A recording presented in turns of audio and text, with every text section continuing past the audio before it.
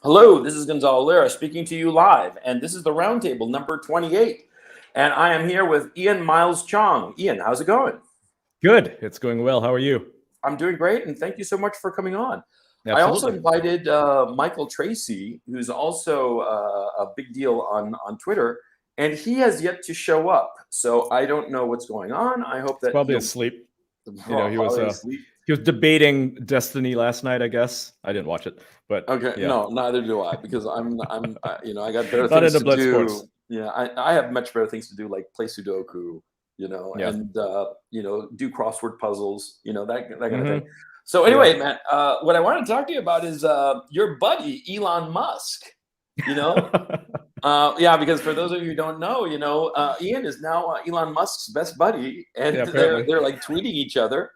And Elon just discovered that he's on the Myrotvorets hit list. Briefly, Yeah. right, for like 10 to 15 minutes. And I wish people who screenshotted the thing, I mean, there's like 2 or 3 different screenshots of that, so we know it's real. I wish they had archived it, use archive.is. Yeah. I saw other names on it that I personally put on the archive. No, wait. See, Yeah. you can't archive on the Internet Archive or the Wayback Machine.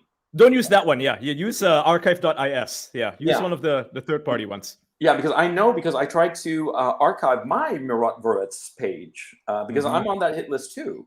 Yeah. And insofar as the people who are in the West, like Elon Musk and Roger Waters, they're way out in the West. I'm fucking here in Chicago. You're there. Yeah. So it actually matters to me very much, And I've been on the list since June, and they want to liquidate you. Yeah, they certainly do. And it certainly scares the shit out of me. But what's shocking about the Myrotvorets list, and people who don't know about this, and by the way, if you want to check that I'm on it, just Google my name in Myrotvorets, and it's the first thing that pops up. And so what happens is that here's the thing: some internet people, because I don't understand how these fucking things work, they figured out that the URL for Myrotvorets, you know where it's at? It's Langley. No. Isn't it? It's the NATO headquarters in Brussels. Oh God, I don't know if that's like real, because like some people said that the IP was tracing back to Langley, Virginia, and now it's not that. No, because what happens is that in every single page on that website, on the upper right hand corner, it says Langley, Virginia, and Warsaw, Poland. Okay. And so people think, oh, it's from Langley. But no, the actual IP address, and I saw screenshots, and apparently it's like the real deal because nobody's really contested it, is that the IP is hosted out of the NATO headquarters in Brussels. So I mean, like, what the fuck, man? I mean, what the hell? Is it sanctioned by NATO? I mean... Well, if it's run out of NATO, it fucking is. I mean, they don't hand out URLs and let people host websites there. I mean, it would be like in your office. In your office, would they allow that to happen for you to host some Absolutely website? not. Yeah, you get in trouble for it. Yeah, in a lot of trouble. Actually. And they did get in trouble for it in 2018, and when the German foreign ministry told them to shut it down because they had a bunch of German nationals on it. People who were speaking out against Ukraine, were covering the Azov battalion stuff. They got put on the list. Yeah, and I'll tell you, Alina Lip, I think, is on the list. Myrotvorets. I'm looking it up right now. There she is. Here, I'll show it on screen. Alina Lip is a German national, and she seems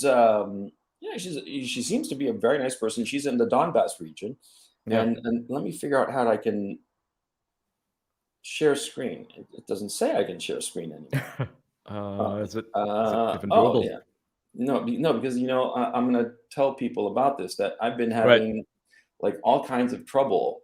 Hang on just a second. I've been having all kinds of trouble online. Hang on, let me just show this real quick. There we go.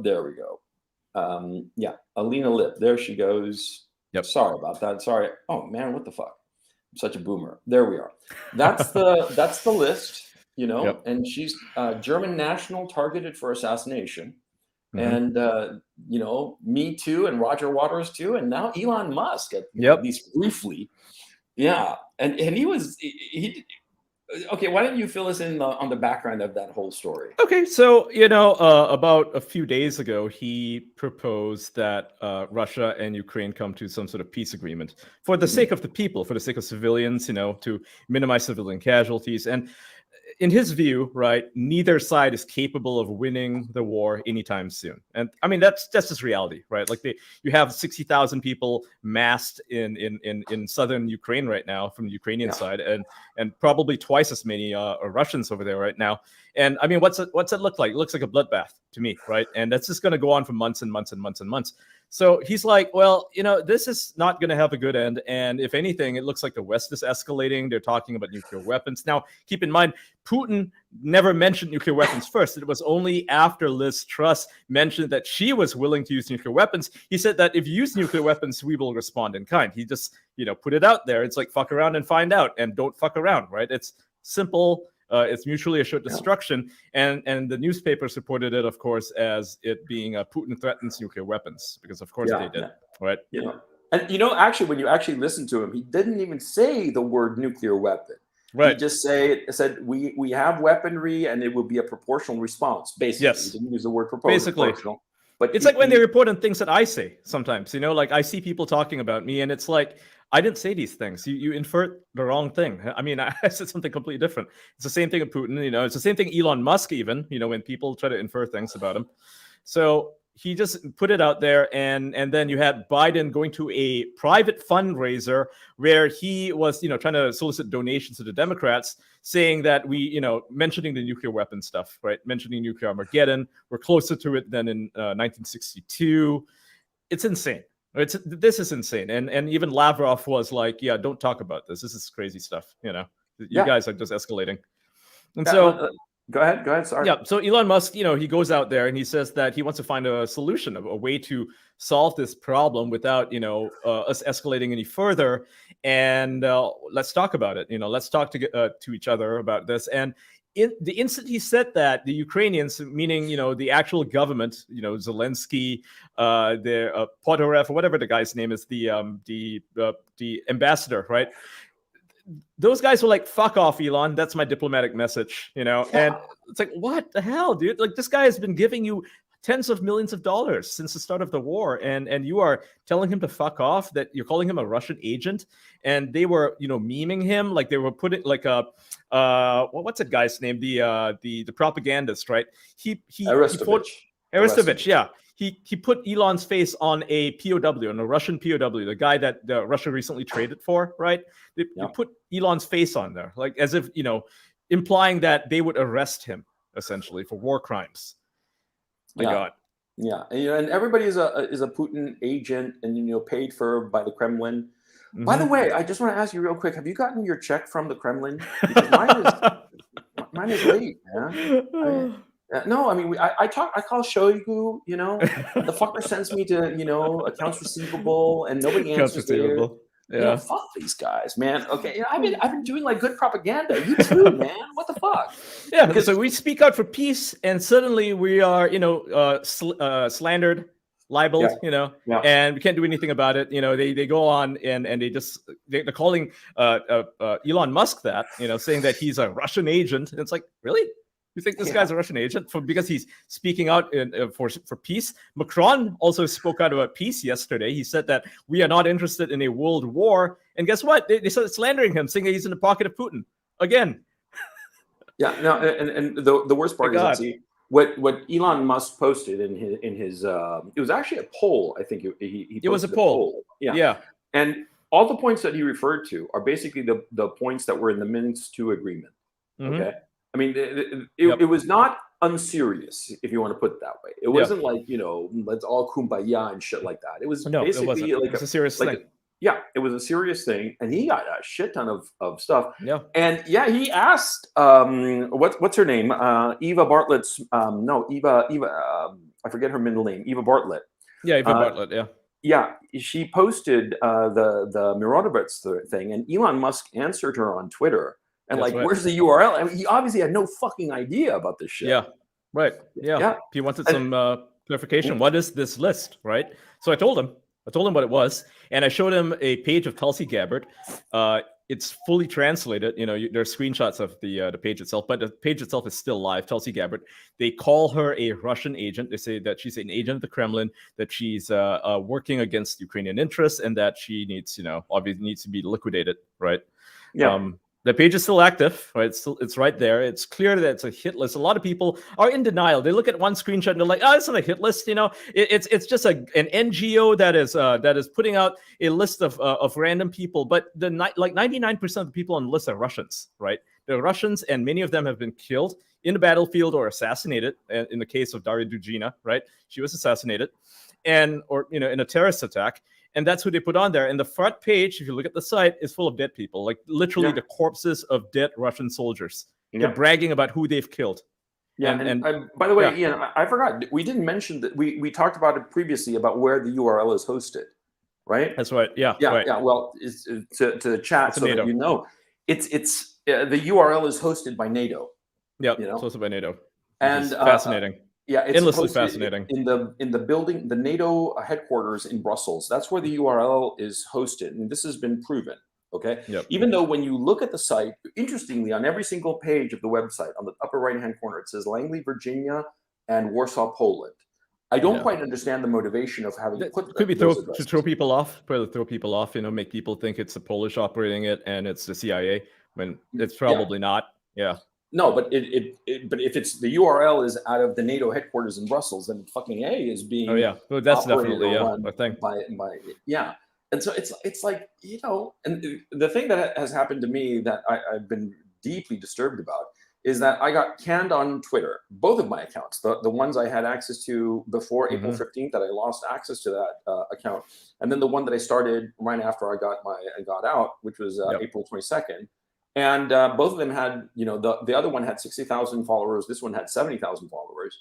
And I got shit canned from that. My Google AdSense account was canceled. And now I've discovered that whenever I post any comment on any video on YouTube, it gets automatically deleted. And I thought I might be using a trigger word or something like that. And I ran some tests with a friend of mine, who's a friendly, of course.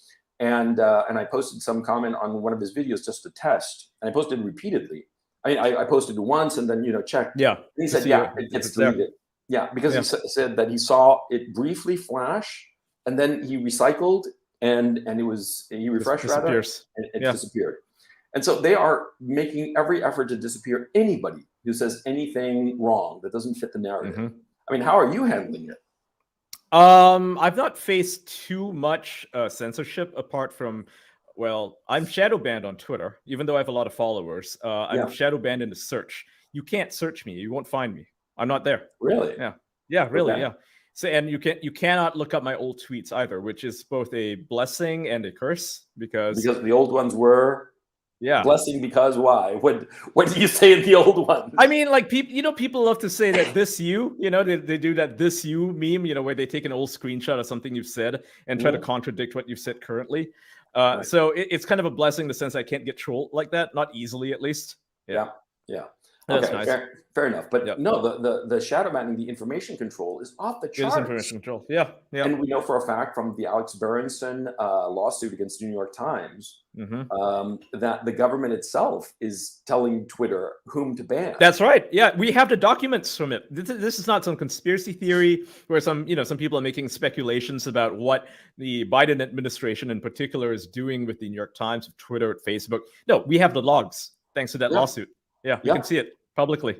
Yeah, we know what they're doing. And Zuckerberg himself went on Joe Rogan and said, "Oh yeah, some folks from the FBI." Yep, that's right. Talk to some folks at Facebook. And why the hell do they love using the word "folks"?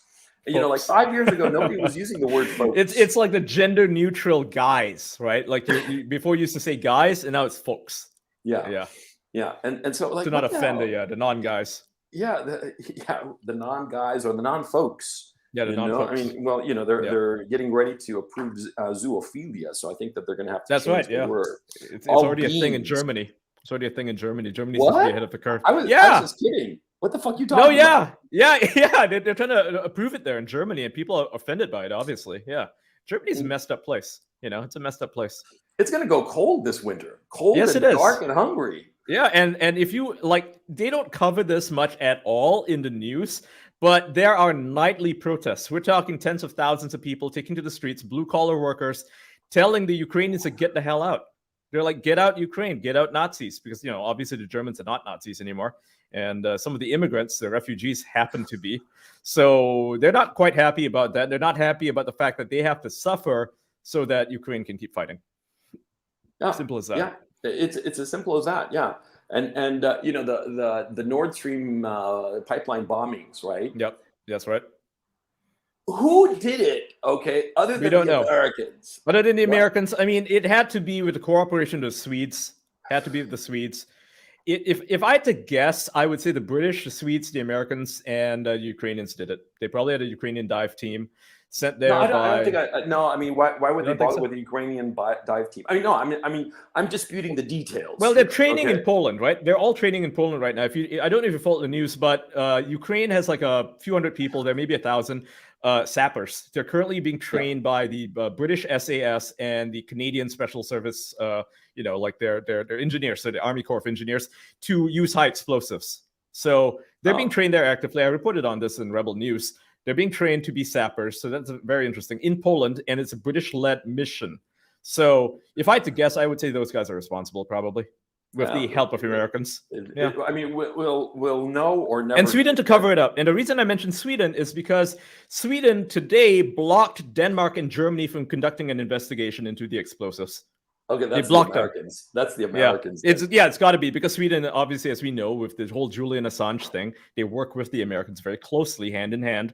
Yeah. So they were like, oh, like if we let the Germans and the Danes go there, they might uncover something, like the fact that the bombs came from America. So yeah, and the Germans in particular would be very interested in knowing who actually did. Exactly, they'd be pissed off. They want options, right? They're just like Hungary. They're an independent country, and they want to know if the Americans did it. They'll be pissed. They'll be like, hey, why are we siding with these guys? I mean, they seem to be opposing us.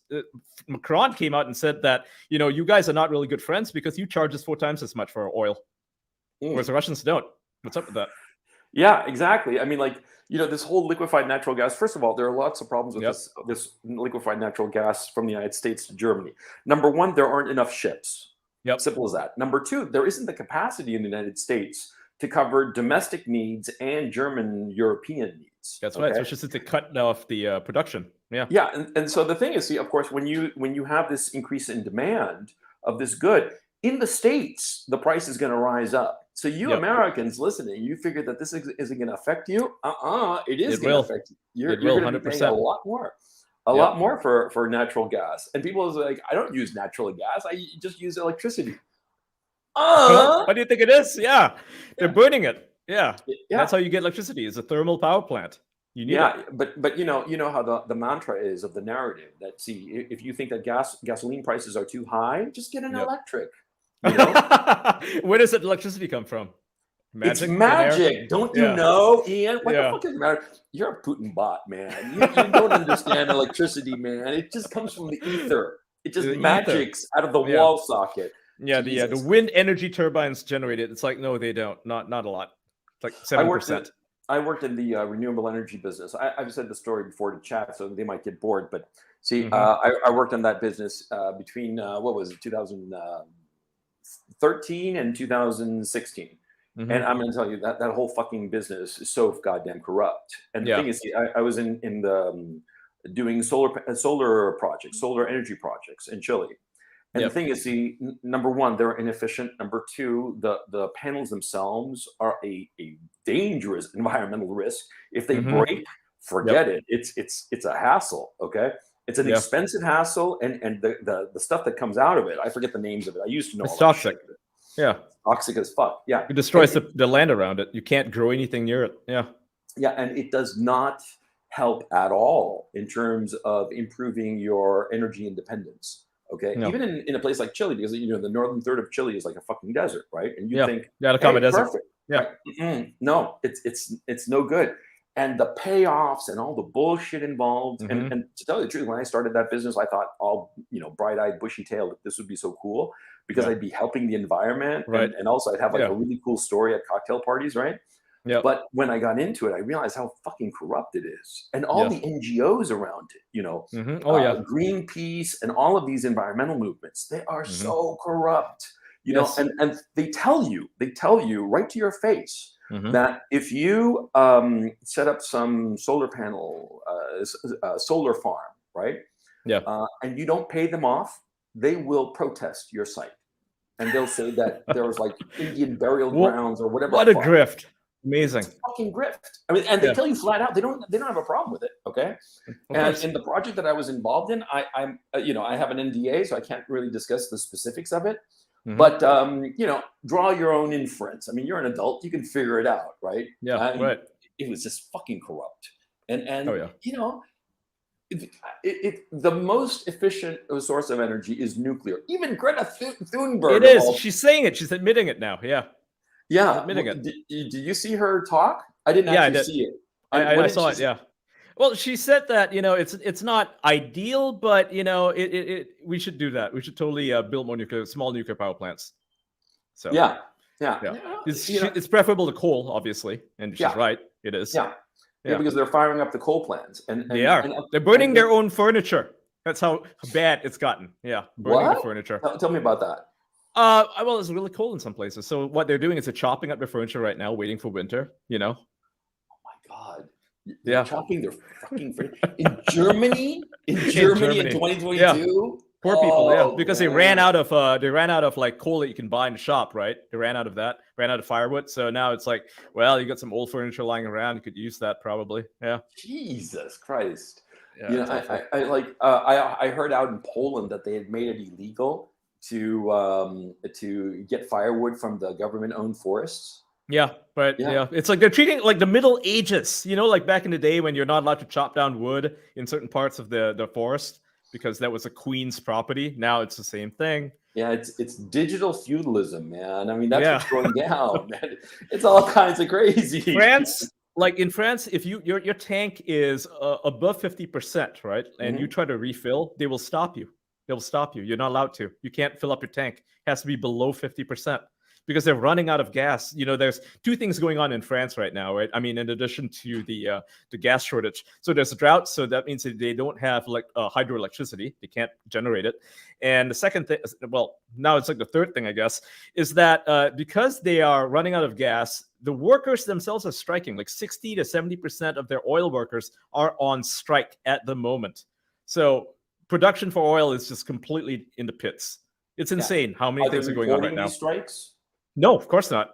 Maybe the French media is, but no one else is. Yeah, you see these strikes, like for instance, the farmers struck in the Netherlands. That's right. Zero. I mean, it was zero coverage. Zero. Germany as well, ongoing right now. Both Netherlands and Germany.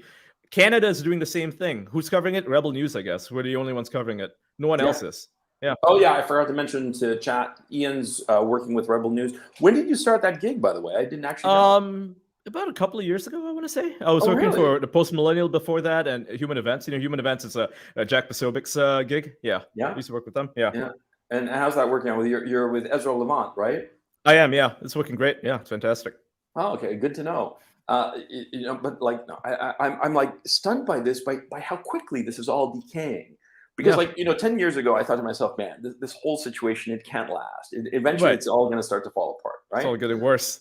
But it's so fast, I know, it's escalating and it's accelerating, right? It's like there's some momentum to it. Like like Sri Lanka fell. Like people forgot about that, but Sri Lanka no longer is a government right now. It's a non-state. What's going on there, by the way? I mean, I have no idea. I haven't really followed it. But like to my understanding, it's like I guess China's going to step in and try to help them.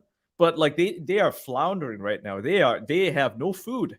Yeah, they are depending on imports from India and China to help them. It's so insane. It's all because they actually implemented some of this Green New Deal ESG shit. They are 99% ESG certified. That's how good they are. Just like Haiti, 98%. It's like, oh yeah, these bankrupt, poor ass countries are doing super well, in ESG terms, but in fact they're not. In reality. Hey, sorry about that.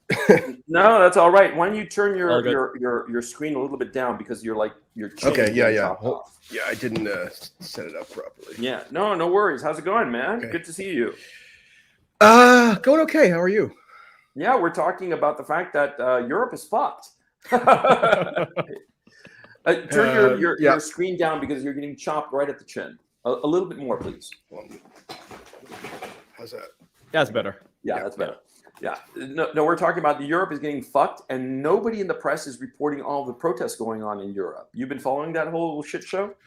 Here and there, I guess whenever I see protests being reported on in social media, the question that immediately comes to mind is, okay, like, how do we evaluate the proportionality of these protests? Like, how big are they really? I mean, to what extent did they actually reflect public sentiment? Because I know in the US, fringe protests oftentimes get amplified beyond all reason. Like, I mean, the Charlottesville protests 2017 is a perfect example. I mean, supposedly that was like, represented some kind of like a scary new majoritarian sentiment in the United States, when of course it didn't. It was like solely the taking of the Bastille or some shit like that. Yeah, exactly. Right, So other protests will get ignored. So there's always a narrative impetus for why protests are emphasized or not in coverage. So,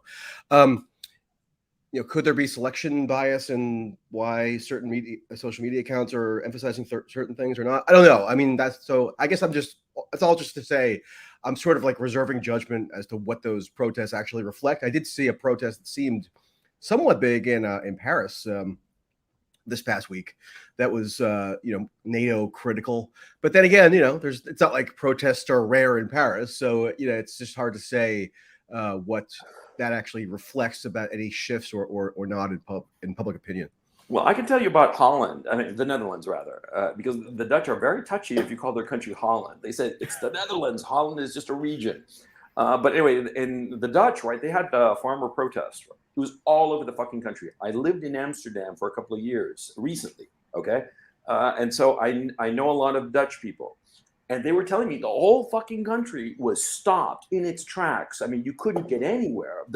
The farmers were all over the place, tractors in the middle of the canal zone in Amsterdam. I mean, the whole thing shut down. Zero from the mainstream media. I mean, nothing. And I'm like, dude, we are fucking living in 1984.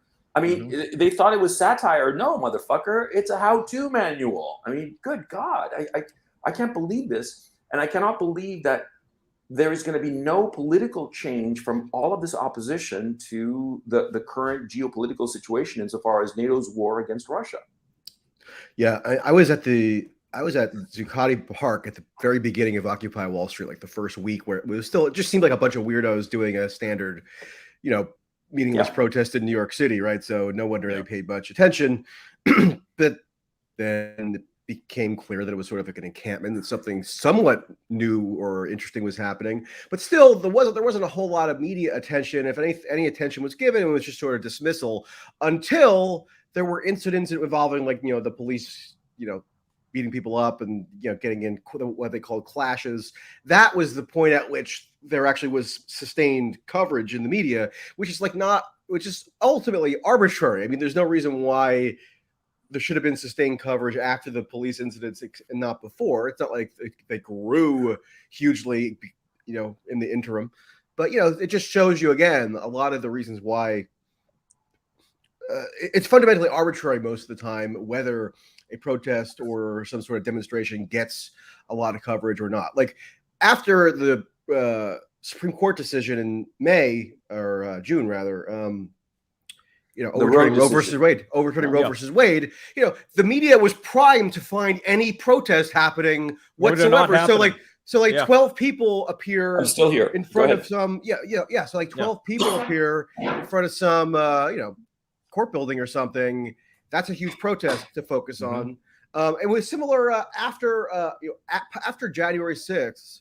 There was supposed to be, like, I think the following weekend, a follow-up series of protests. So there are photos where news photographers were like camped out outside the Capitol building in Albany, New York, looking to cover all like the insurrectionists that were for some reason going to show up and besiege the New York State Capitol in Albany. And I think there was literally there might have been one guy.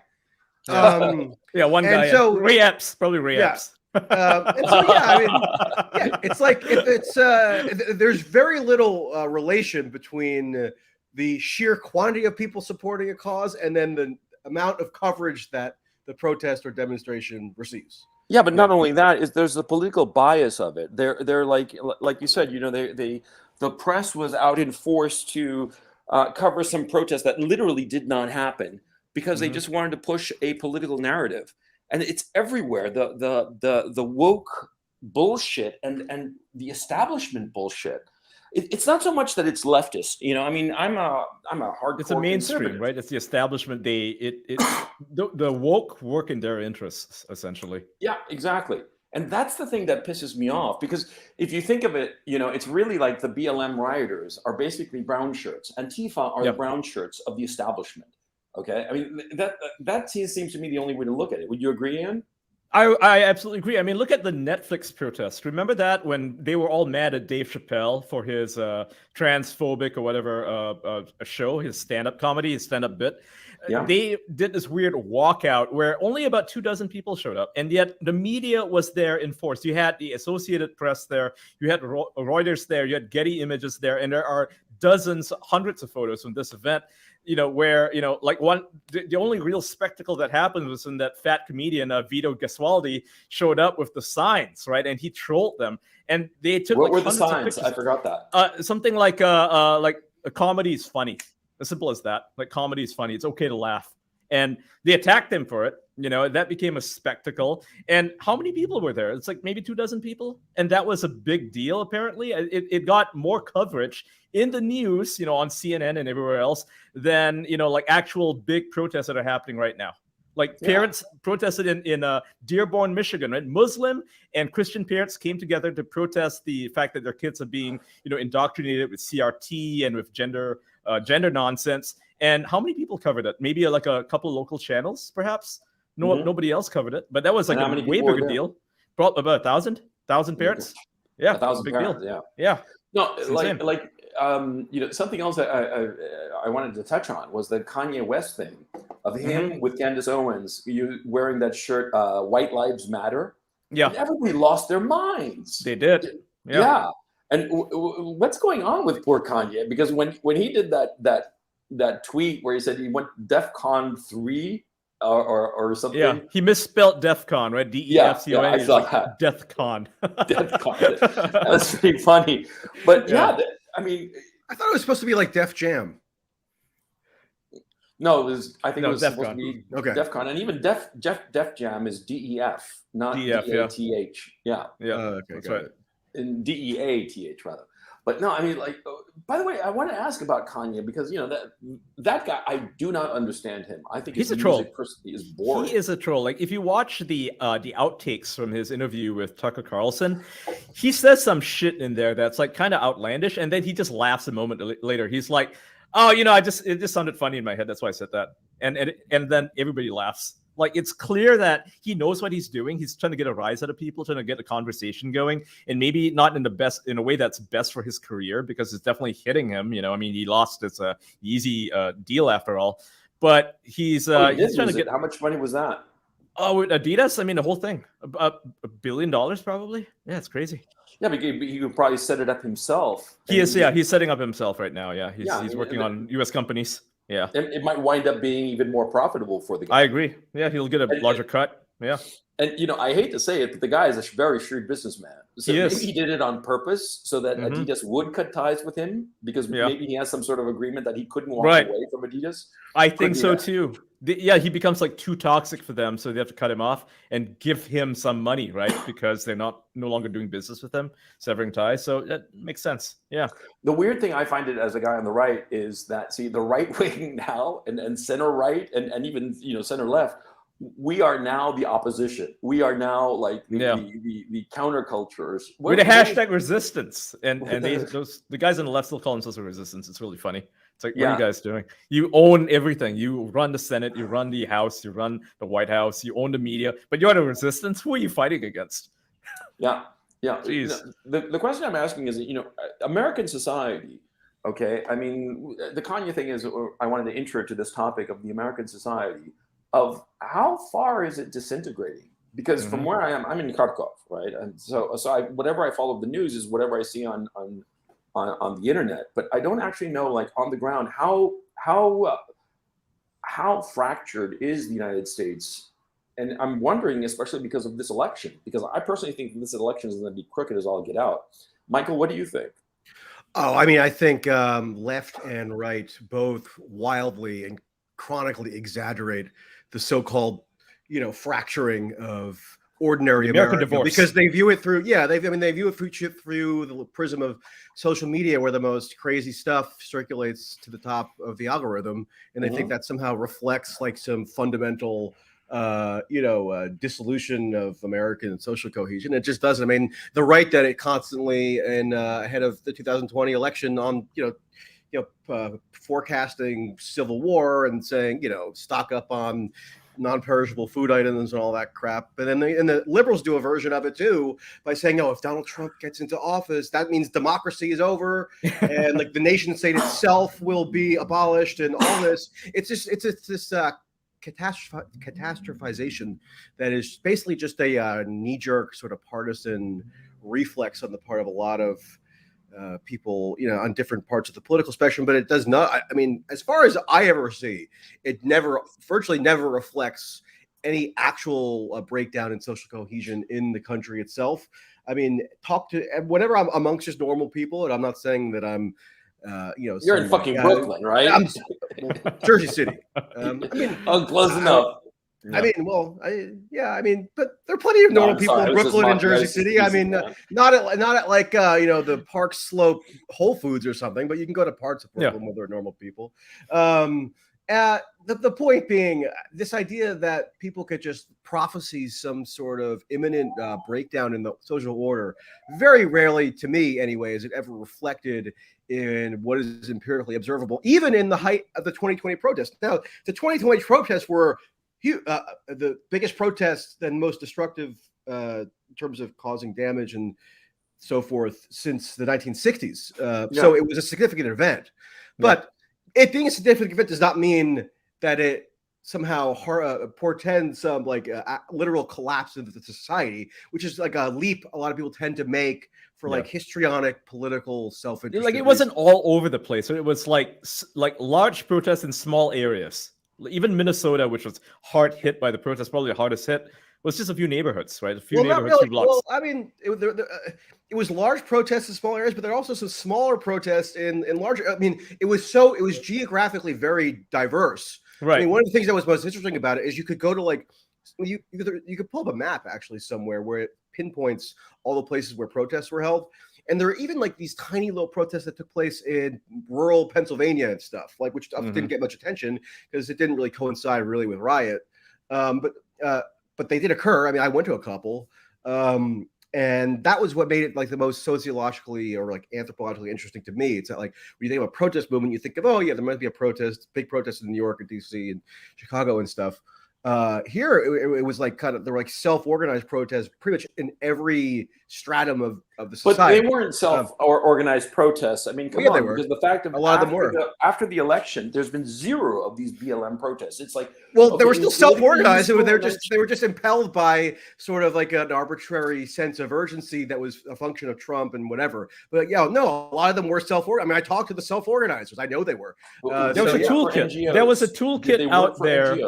No, there was a toolkit out there developed by an NGO. In some cases, yes. In some cases, they were really just high school kids who do something. They taught them how to do it, right? Like this toolkit. I think it's even published in Vox. They said that here's how to organize your own small protest for BLM, and they basically gave you this guide on how to organize, fundraise, and what you needed to do. Basically, you don't need a guide to post something on Instagram. You don't really. Your high school friends are on, and you show up someplace the following afternoon. Do you need a guide for that? Helped, right? It was helped, right? It was helped by teachers.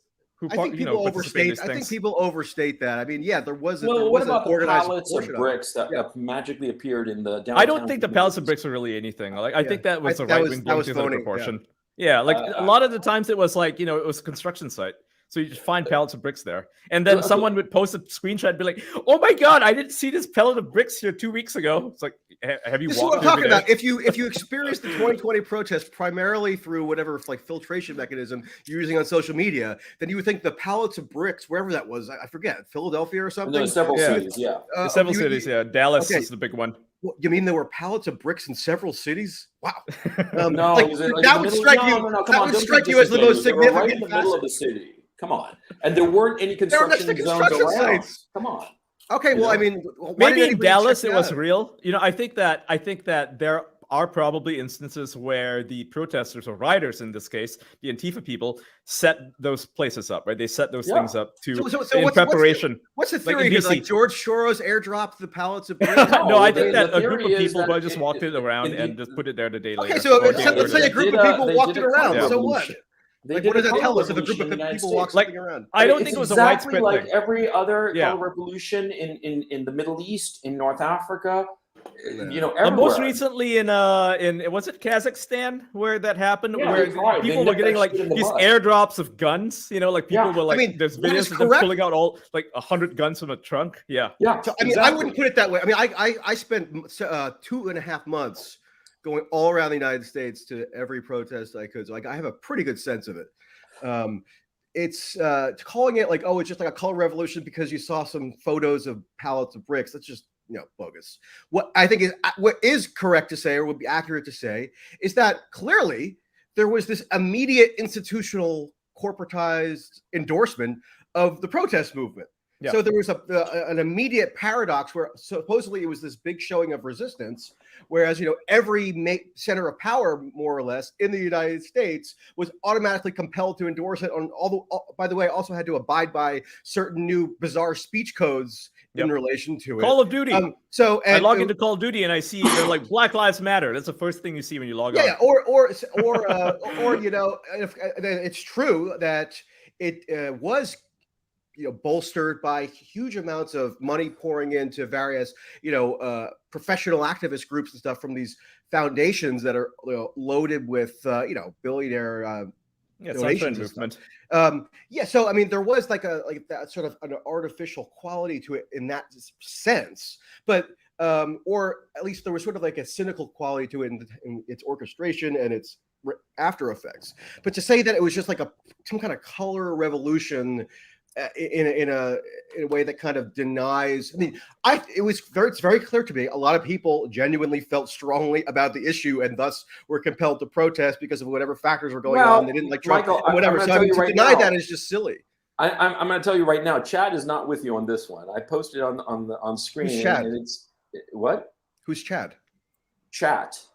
Oh, chat. Chat room. Yeah. Okay. Well, I mean, it wouldn't be the first time that a lot of dummies were in an online chat and disagreed on bogus grounds. I don't think that Chad is going to like that. Yeah, I don't like that one very much. Sorry, anonymous people on the internet. I never have made you mad before, so I really care. No, yeah. I mean, I have to admit, I totally disagree with what you're saying here. It seems. All right. I mean, it's not a matter of just disagreeing on an opinion. It's just like factually wrong. No, it's factually accurate. There were pallets of bricks, and the fact that the BLM riots I didn't deny that there were pallets of bricks, the corporations and the media pretty much proves the fact that this was some sort of color revolution where. And you know what else is fascinating? Were you in the what reporting did you do on it that led you to that conclusion? Oh, we're going to do the expert thing. Well, you're the expert, and I'm not, and so I can't know. No, it's not that I'm an expert. Mostly peaceful protests. I mean, come on, you're being totally disingenuous.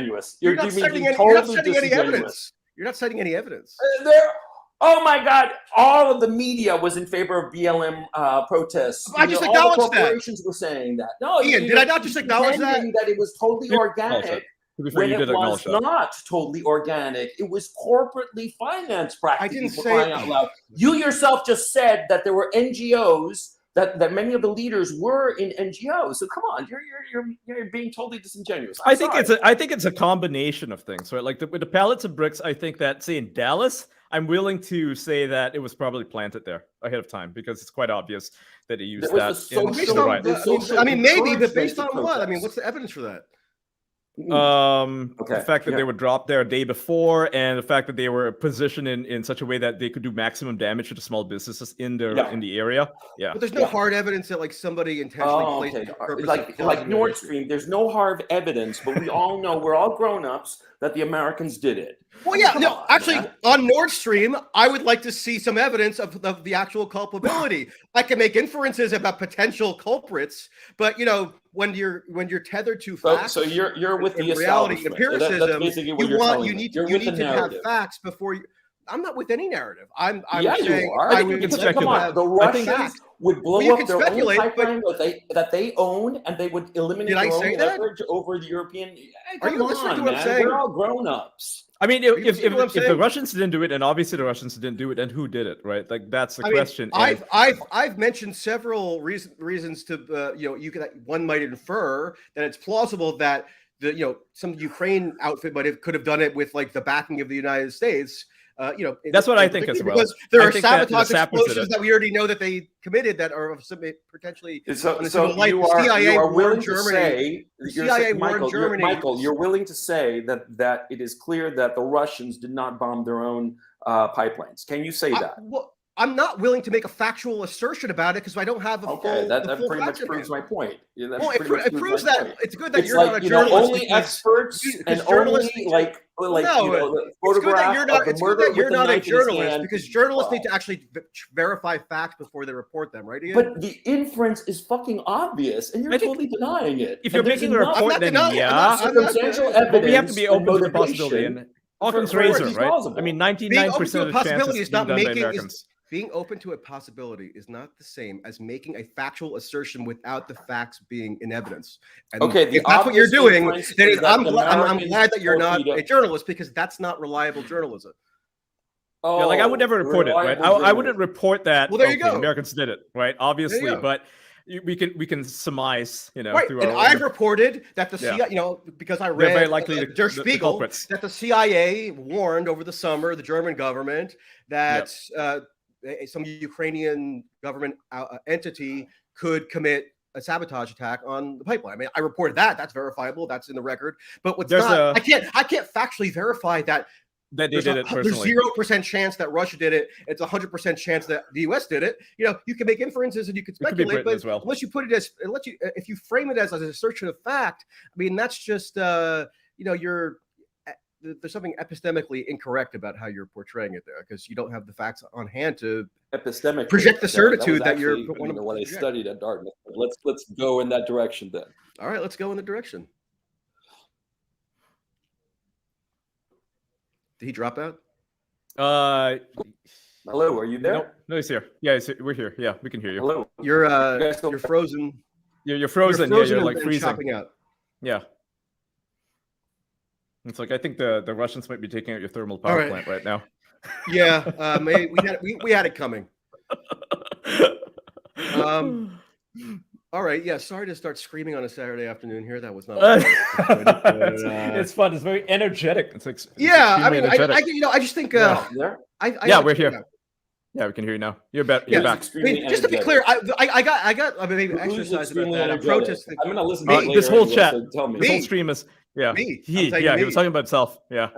I guess the reason why I got exercise about that was not because I have some burning desire to defend the legitimacy or of the 2020 protests, right? I mean, it's more just like if I have like a burning desire to do anything, it's like just to try to most accurately portray the reality of things as best as I could see it. You got attacked, didn't you? I mean, I watched you at a protest. You were at Seattle, right? Yeah. No, that was Portland. Yeah. Portland. Yeah, the courthouse. Yeah, and they walked up to you and like stole your camera and started bullying you for it. They tried to make you say Black Lives Matter. That was fucked up. Well, I actually got angry for you. I didn't even like you at the time.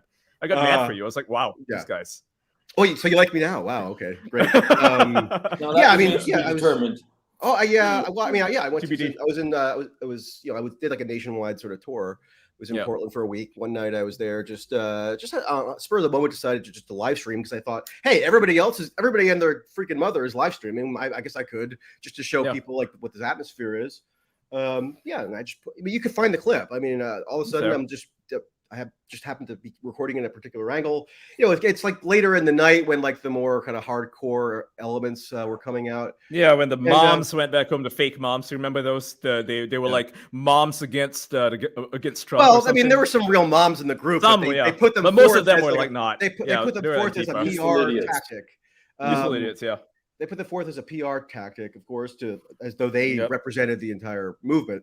But and it's how the media covered it. Yeah, and the guy, the guy grabbed my phone right out of my hands. And the Western regimes are pretty much told me I had to say, Black Lives Matter to get it back. I did because I needed the phone back, frankly, and I was like alone, and I was, potentially it could be. They could have killed you. They stabbed a friend of mine. They stabbed a friend. He's black. Yeah, they did give it back, but then they, basically forced me to sprint away. They threw stuff at me. They threatened to curb stomp me. Of course I mentioned this. I tried to describe it in the most neutral possible terms, but the media, every media, stooge supported it. They liked it. They're always hand-wringing over supposed like threats to press freedom and that kind of thing. But there are individual circumstances where they support, threats to press freedom. I'm not saying I'm like a huge victim. I didn't like report it to the police or an NGO or anything. But that guy is really targeted. They want him dead. They want him killed. They have signs out there, like literally like a hit list, like their own Myrotvorets, right?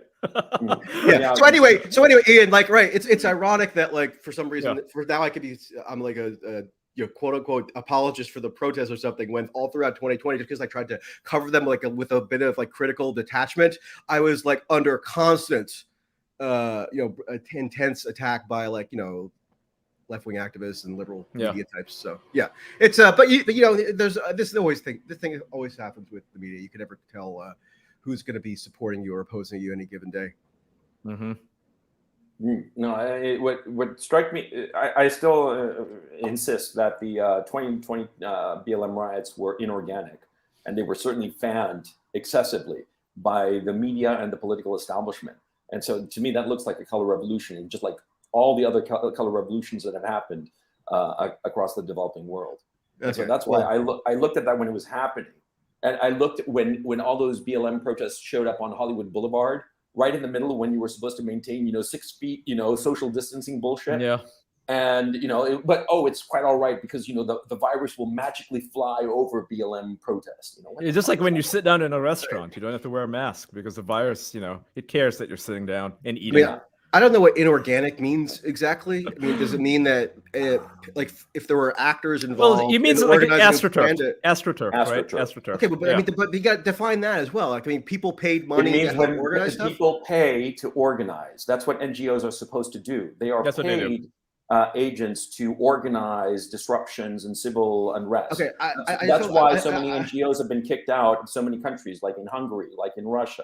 Because they are paid provocateurs. That's the whole point of it. Yep. And the revolution, the Maidan coup of 2014, that was organized and pushed by NGOs. And this Victoria is Nuland. clearly the establishment. But hold on. That there were like functionaries of these foundation-funded nonprofits or NGOs or whatever that were involved clearly in the organizing and the promotion and like the public support of various aspects of the 2020 protests doesn't render the entire multifaceted protest movement quote unquote inorganic. It doesn't. It kind of does because without the support of the NGOs, like without the support of the NGOs and without their organization, there would be no larger protests. The fact is, it gained momentum to the point where normal people were doing it organically, but they were basically just useful idiots, kind of like in any number of color revolutions where you could say the Maidan was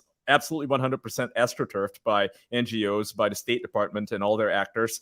And then afterwards, it just sort of picked up steam. A lot of Banderite groups just joined in. They were probably not a part of the original push, but they became a part of it. They were actually. The State Department. Michael, you're interrupting when I have relevant information to impart. The NGOs work hand in glove with the more extreme elements at the direction of State Department officials and agents working out of the Kiev embassy, and that call of Victoria Nuland with what's his name, the then ambassador to the United States in Ukraine. That part of the conversation, if you listen to the whole conversation, they are discussing exactly that, how the State Department is going to support some of these violent neo-Nazi extremists, the right sector, and other groups insofar as the coup. So no, come on.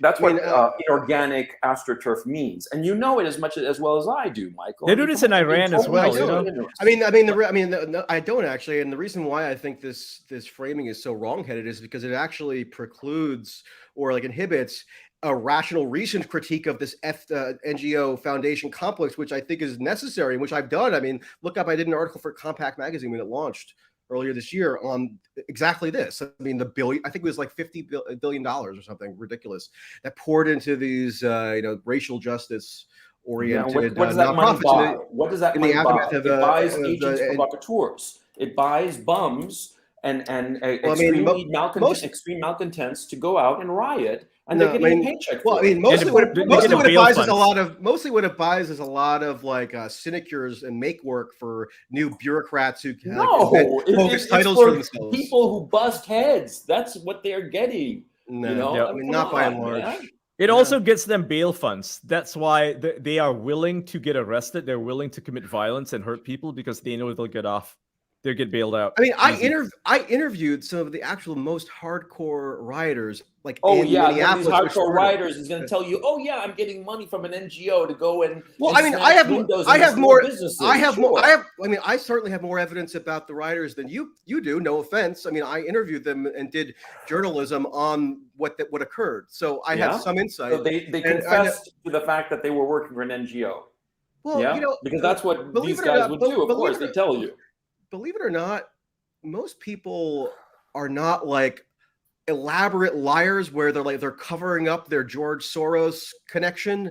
Most people, especially if they're voluntarily doing an interview like this, they're pretty forthright. I mean, there's one guy in particular gave me information that, I mean, clearly he wasn't bashful about sharing his info because some of it could have been potentially used against him in a court of law, given that he broke it into that police precinct building in Minneapolis and was defacing property and stuff.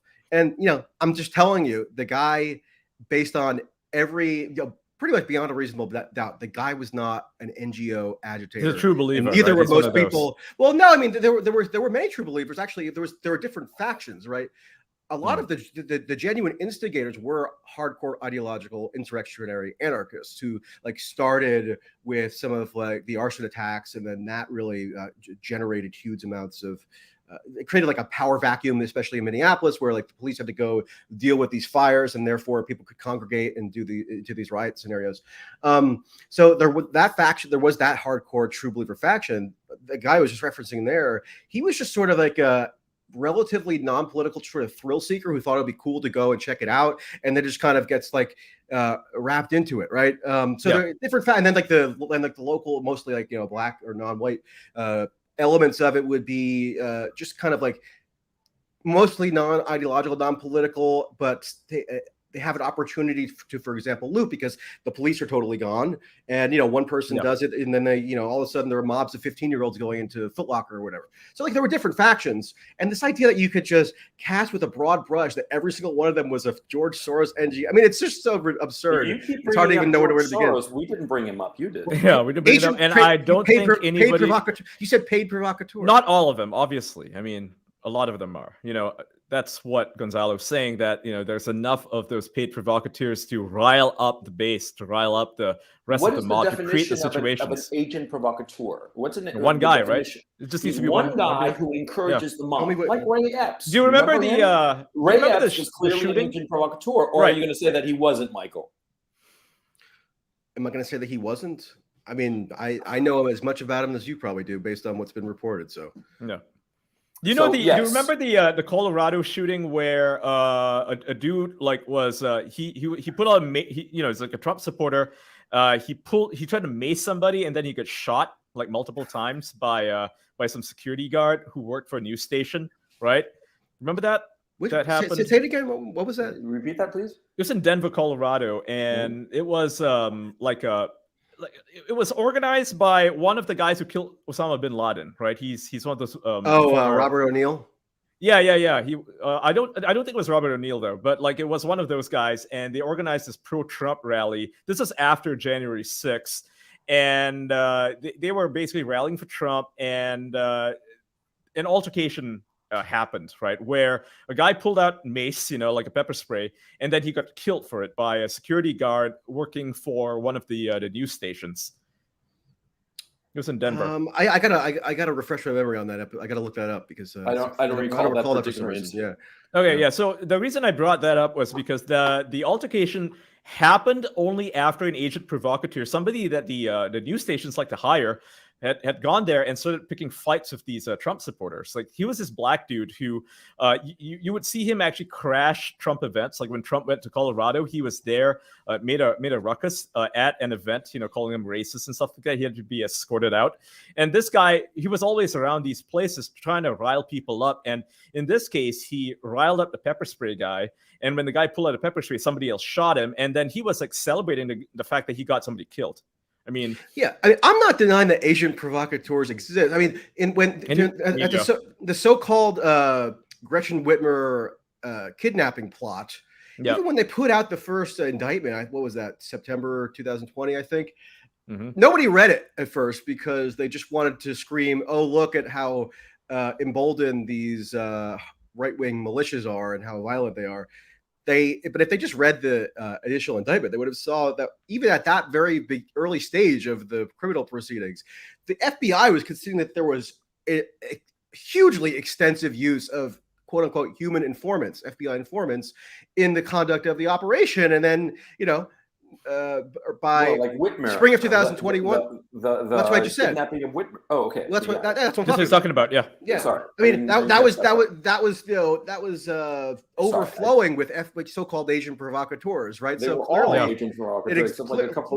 Clearly, I'm not denying that the phenomenon exists and is used for like manipulative or cynical reasons by state actors and maybe even private actors on occasion. But I mean, I do think though that it's a totally sort of specious way of understanding the 2020 protests as just the byproduct of like a mass orchestrated instigation by agent provocateurs. It's just not accurate at all. It's just January 6th itself, right? I mean, you have people like obvious agent provocateurs like Ray Epps, but some people are willing to claim, and they're wrong, they're saying that, the whole thing was orchestrated by Ray Epps, or the whole thing was orchestrated by the FBI. There were no organic factors in this. And yes, there were, right? Like a lot of the Unite the Right groups that went to Charlottesville in 2018, they were part of the small organizations that went to January 6th. I mean, this is very well documented. I even did it myself, and I'm backed up by like the MIT did it, a whole look into. Wait. The Unite the Right. Wait, I'm actually not sure I knew this. The Unite the Right groups that were the organizers of the 2017 Charlottesville protest, they also got involved. Yeah, in the many of them. Yeah, the same people. Yeah. Maybe not the same groups necessarily, but the same people. Yes. Yeah. Okay. Oh, I mean, I can definitely verify that a lot of people felt very strongly that about the election having been like wrongly stolen from Donald Trump. So, I mean, I think that was a pretty organic sentiment that would have given rise a lot of that was people showing up in Washington, D.C. Yeah, it was pretty it's obvious like the violence. A lot of the violence was, some of it was organic, some of it was inorganic, right? Like there are instances where you see the one guy tearing down the fences and tells everybody, "Come on, guys, let's go." It turns out it's Ray Epps, and he doesn't go inside, but he's more than happy to make other people go in. So that was inorganic, but then there are factors there which are 100% organic, where like a group of people randomly beats up on a cop, things like that happen, and that was organic. I don't think those guys were agent provocateurs. I think they're just idiots. Or the fact that there were as many people as there in the first place, that was a product of organic sentiment, right? That was 100%. I mean, you had so like similar with the same thing with the 2020 protests then. Yeah, fair.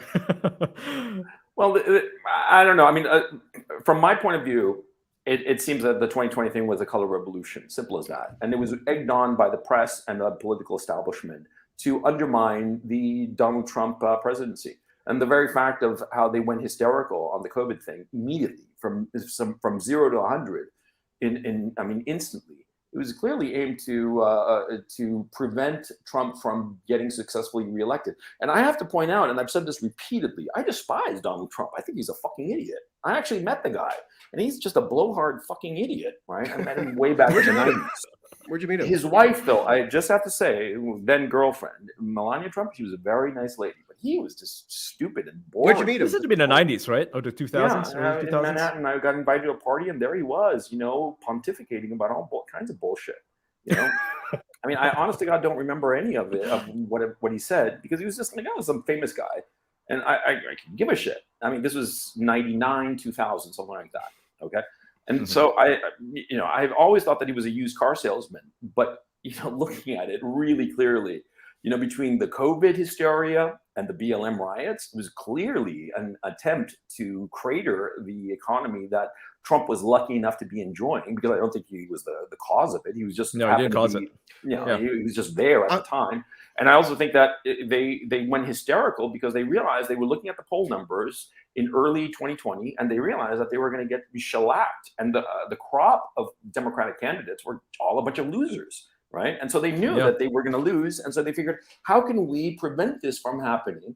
And they, never let a good crisis go to waste, as Rahm Emanuel always says. You know what I'm saying? And I had mobs of journalists with like pitchforks chasing me down, metaphorically at that time, because I was pointing out that clearly they were deeply ideologically, politically, and like socially, professionally invested in supporting, quote unquote, the protest movement. In fact, there were a number of media organizations like Fortune and others that for the first time broke with their president and specifically authorized their journalists to attend the protest, not cover them, attend the protest. Attend them, right? Yeah. So I covered that endorsement and support of the protest by the media and quote unquote establishment factions, and the fact that they flouted in some cases the COVID restrictions that they themselves imposed. They personally violated them in many instances. I mean, I covered it. I covered it in Brooklyn. I covered I covered it. Well, no, I'm talking state elected officials. State agents violated their own offices. Governor Pritzker in Illinois. I was in Chicago for the protest that day. He violated his own executive order prohibiting mass gatherings over a certain De Blasio, number. right? De Blasio marched with them. I covered all this. I don't have to. I know all of it. Believe me. But still, it's wrong, in my judgment, to extrapolate that therefore renders the entire thing, quote, inorganic or just the product of instigation of agent provocateurs. And as far as Trump, Ian, you must have been offended by his criticisms there, right? I mean, I know you used to tweet. I beg your pardon? I mean, Ian, you must be offended by his criticisms of Trump there, right? Because I remember you used to tweet like, "God bless you, Mr. President." And no, I'm not offended. So, I became one of the largest critics of Donald Trump in after January 6th. I criticized him. I'm like, this shit is unnecessary. You keep going on and on and on about how the election was stolen, and even if it was, this doesn't help you. You sound like a whiner, and I think he does still sound like a whiny bitch whenever he goes on about it, because there are bigger, more pressing issues, and I'm happy when he talks about the bigger, more pressing issues. But any single time he talks about the stolen election, I'm like, wow, this is you're like a broken record. People who agree with you, and people who don't care. Like that. It's as simple as that. Yeah, so no, I don't get offended by any criticism of Trump. Yeah, because in my opinion, in my estimation, Trump wastes a lot of time talking about shit that doesn't matter when he could be talking. He's always about done that doesn't matter. He's always done that. Yeah. That's nothing new. Yeah, but I don't get offended. I lost 100,000 followers for criticizing Trump. Really? Once upon a time. Yeah, really. Yeah. Big hit. And people are like, Ian, you're such a grifter. I'm like, who am I getting paid by? I'm literally losing followers by criticizing Trump. Well, this doesn't help me. I mean, let's be honest. You were, and I don't want to get too nasty about it, but sure. Over the course of the Trump presidency, I went and screenshotted it one time because we had a spat, where you would regularly tweet, God bless you, Mr. President, or you're doing a wonderful job, Mr. President. Thank you so much. That kind of thing under his tweets. Was that not to farm followers again? Let's be real. A little bit. Yeah, sure. Okay. Got it. Everybody was doing it, to be fair. It's I never did that. Oh, yeah. I know. It's fun though, because I did it for two reasons. One is obviously to signal, in-group signaling, right? To show people, hey, I'm a conservative. But the other reason was because it pissed people off. It really grinded people's gears when Trump would retweet me, Trump retweeted me twice, but it wasn't because I was sending him obsequious tweets. You tweeted me probably 2 dozen times. And it would rile people up completely, they'd be like, who the fuck is this guy? He's like a Trump supporter in Malaysia. I'm like, yeah, this is how you get Trump to support you. You kiss his ass a little bit. Well, I don't tend to want to kiss the ass of any president, so I refrained from that. No, I mean, it's funny. I'm just saying, like, it's funny, you know, watching people get mad about it though, because they would be tweeting about me incessantly, be like, "Who the fuck is this guy?" You know, and that just made me want to do it more because it annoyed them. Yeah, it seems like a bit of a perverse incentive, but you know, it's my concern really is the 2022 election in November. I think that I think it's going to be crooked. I think it's going to be grotesquely crooked. And I think that because they got away with it in 2018, they got away with it in 2020, and so they're really going to go whole hog in 2022, especially because the Democratic establishment figures that you know, things are so bad that their position would be so weakened that they have to. No, the media's already doing it. I mean, if you looked at the captions that, or not just the captions, but a write-up that New York Times did on the Ron Johnson debate with his Democratic opponent, they introduced Ron Johnson as a guy who has been discredited and who often posts disinformation. Like, how is that fair? I mean, like, I don't even know that as a like, I don't think that's Ron Johnson's reputation, but that's how they introduced him. Ron Johnson quoted me in a Senate hearing once, so maybe I'm among that disinformation that he supposedly must shared. be. Anyway, right now, I'm just trying to follow like whatever bearing these elections are going to have on the Ukraine stuff. So I just saw, it's just bizarre to me. Like, I sat through that whole interview with John Fetterman that he gave after having the stroke, that people were freaking out because apparently the NBC journalist who was like treated him gently. It was almost like he was like a care patient or something. But nonetheless, I mean, this woman who did the interview was getting absolutely raked over the coals because his wife went she was after too her. mean. Yeah, that was absurd if you actually watch the interview. I mean, my criticism, very nice. My criticism of the interview was that she didn't mention anything about foreign policy when the president is saying we're on the precipice of nuclear Armageddon. It seems like something you might want to bring up.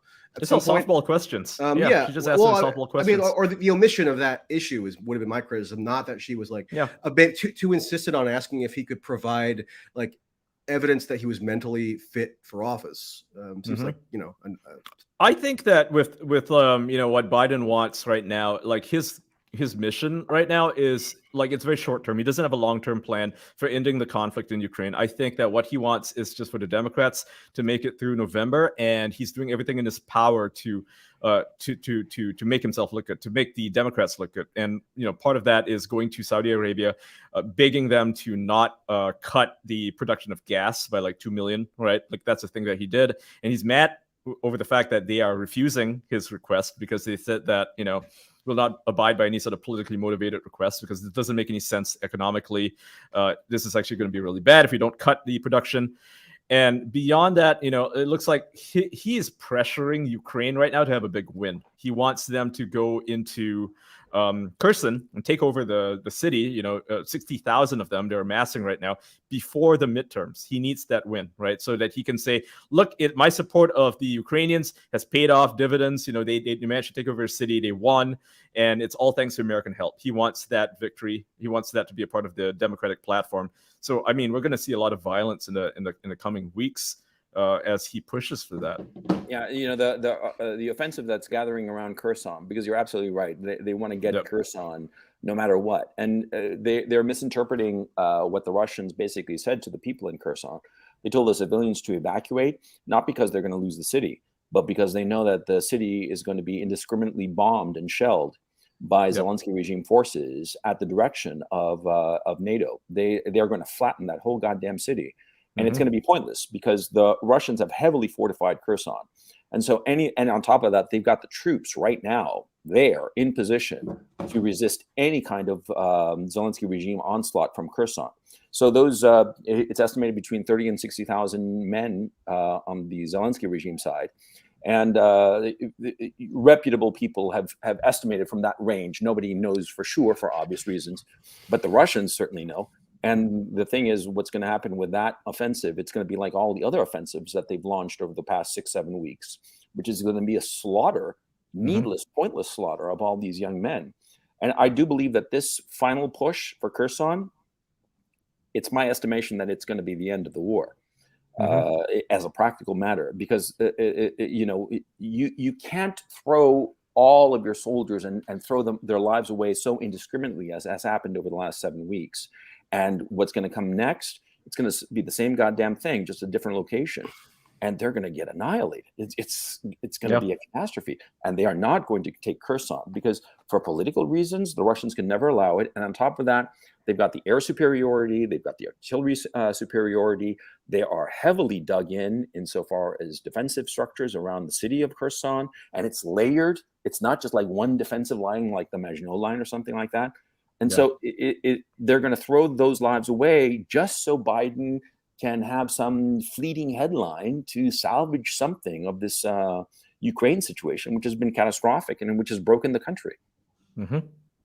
So these young men and women are going to die for Biden. It's sad. Well, I mean, I don't know how like directly or like operationally connected Biden wanting to help Democrats in the midterms is to whatever battlefield development happens in Ukraine. I mean, that seems like, a bit of a stretch. I mean, clearly Biden has a political imperative. Biden has a political imperative overall just to succeed, quote unquote, in Ukraine because he's basically staked his presidency and reputation on it. I mean, it's amazing.